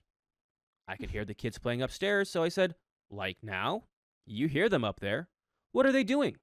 Gina rolled her eyes at this, but Otis called for the kids to come downstairs. And when they came down, both of them were unclothed. Completely unclothed. They also had red and black marks on their faces. Gina, looking very annoyed, asked them, what the heck were they doing? And in unison they chanted, we're playing Survivor. Cute. My fiance and I were both holding her in our laughter, and even Otis had a moment of stifling a chuckle. He can't deny it. I saw it with my own eyes. Gina told them to clean up and put on their PJs, then gave a look that would have set us on fire if it could. I said, well, angels are usually unclothed in paintings. And Otis and my fiance both bursted out in laughter. Gina stood up and stalked to the kitchen angrily. I yelled back, I'm sorry, Gina. But the other 2 were laughing their butts off. By the way, you can laugh your butts off by listening to more episodes just like this one by going to your favorite podcast app, such as Spotify, Apple Podcast, or iHeartRadio, and search up OK Storytime. There's a little bit left here. Gina, girl, what are we doing? She probably had to walk away because she was also stifling in a laugh from how good that joke was. That was a great joke, OP. I would 10 out of high 10 five you. joke. I would fist bump you because that was. You probably delivered that so well too. I don't know. In that moment, I also would have asked the kids, "Hey, buckaroos. Hey, little angels. Hey, survivors. You guys want to come to the wedding and just like be with the adults all day?" And I guarantee you, those kids would be like, "I give you two options. You can hang out with the adults all day, or we have a fun playroom where you guys can just hang out and just do whatever you want. Do more Survivor." And the kids would go, Don't do more Survivor, because then they'd have marker on their face. "No, that's fine. They're Gina's perfect little angels. I think it'll be cool." I would throw that idea out there, and I guarantee you those kids were like, "Oh, we get to choose?" Yeah. Gina has no say. Sorry, Gina. If you come to the wedding, the kids aren't coming. The kids are going to be in the playroom. And these are the only 2 kids that are coming out of 22 kids. Crazy. Let's go ahead and finish up the story, though. Gina came back with a glass of wine and said, Fine, we'll come. But you're covering a babysitter for the night instead of waiting childcare. If they can't come to the ceremony, then I'd rather them just stay home. But we'll come. Now, you might think this is an unfair ask, but I'd rather drop $200 for a one-night babysitter than $1,000 for wedding childcare. But that's an issue for another day. Thanks everyone for the amazing advice. I am so excited to get married. And that's the end of that story. Congrats, OP. I hope Congrats. the wedding goes great. It was a 3-on-1. Gina's like, I'm never gonna win. They won't budge. So good job, OP, for standing your ground. And have a wonderful wedding. Yeah. Or you probably already did. So congrats. My mother lied about my ancestry, so I forbid her from meeting my kids. You must stay away from me and my son. We're keeping it. Such a good reference. So, for some background, I have known, we'll call her Diana, since we were 11 years old. I am 28, and she is 32. We were the last in our immediate family to do our ancestry DNA tests. Initially, I did it to find out my regions, where else I came from other than being Aboriginal. My big sister Diana did hers for that reason too, but also because she's always had a feeling that she doesn't belong to her biological dad, as she doesn't look like our big sister Callie. By the way, this comes from user Impossible Swan 7009, direct from the r/OK Storytime subreddit. And if you want to submit your own stories, submit them there. And we're here to give good advice, goofily, but we don't have all the answers. We only know what we do. So let us know what you would do in the comments. And OP says, Diana's results showed that our big sister Callie, who she thought she shared a dad with, is actually her half-sister. My results revealed that my younger brother James, 20, and his sister Alice, 19, are my half-siblings, although I've always known them to be my full siblings. Intrigue and shock abound. Whoa, what? It turns out Callie and I share the same biological father. After getting our results, Diana confronted our mother, Marie. Marie denied everything, offered no apology, and showed no remorse. 3 weeks later, when I got my results, she reacted the same way. We spent 4 months searching for Diana's biological dad. During this search, Marie only gave us 3 names and didn't offer any help. With matches from Ancestry and family trees found online,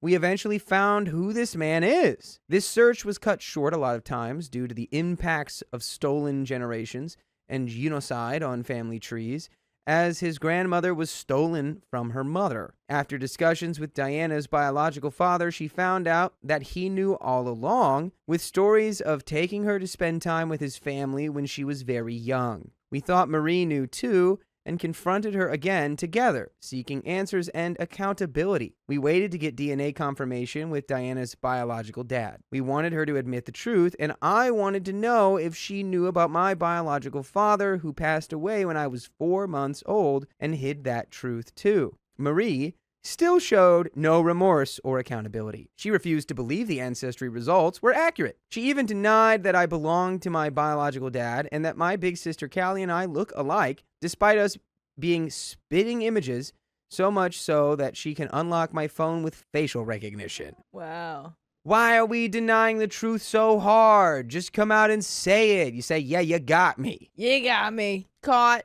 Exposed. We tried to help her see from our point of view as a mother how she should have been. With my situation, just console me and apologize. And with Diana's situation, the same. Instead of giving Diana names, she should have been the one to reach out to who she thinks her father could be. And her response was, why is it up to me to find her father? 'Cause you lied. 'Cause you lied the whole time. Yeah. I mean, it's not even that it's up to you. It's just that we could be doing this as a combined front. You could just like help out a little bit, be a team player if you'd like. It's not just the paternity lies themselves that have upset me. It's how she treated us after we confronted her. She's caused a rift between me and Diana and our 2 other sisters, Callie and Alice, who live with her. She even contacted my dad and told him some sort of lie and turned him against me. He is not tech savvy in the slightest, so whatever she told him, he would believe. She is more concerned with trying to protect her image rather than caring about our feelings and what we're going through. She has shut Diana and me out of her life. Being an Indigenous Australian means a strong connection to my country, culture, and heritage. It's my identity. It's everything. Discovering these lies has made me feel like my whole body is being ripped in half. It's an indescribable feeling. Well, you just did describe it, and it was pretty vivid.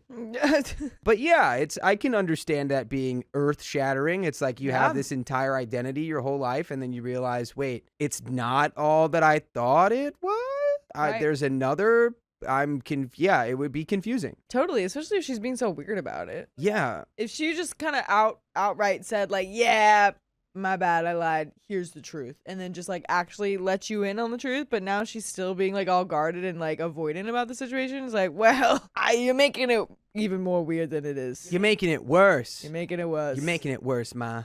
It breaks my heart to know I have to relearn everything I've known and explain this to my children, who I've taught their whole lives who they are and where they come from. I even stood in front of my mother trying to explain these things to her while I could barely talk through crying, and I still saw no shred of emotion from her. Well, by the way, you can listen to full episodes with stories just like this on iHeartRadio, Apple Podcasts, Spotify, really wherever you listen to podcasts. All you got to do is search OK Storytime. And we do have a little bit more of this story left. I do think your mother's coldness does warrant some level of disconnection from her. Yeah, I don't know. It's just a lot. It's a lot to process. Yeah, absolutely. And there's a little bit more story. I've always considered how this may affect her since we found out, but I've had enough and no longer give a care. Why should I when she can't even for a second put herself in my shoes and give me a hug or ask if I'm okay? I'm never one to let my personal feelings come between my children's relationships with their family, but I do not feel comfortable allowing her to be in my children's lives, given how little empathy she's shown towards these big revelations that have changed my entire life. This has had such an impact on me and my sister's lives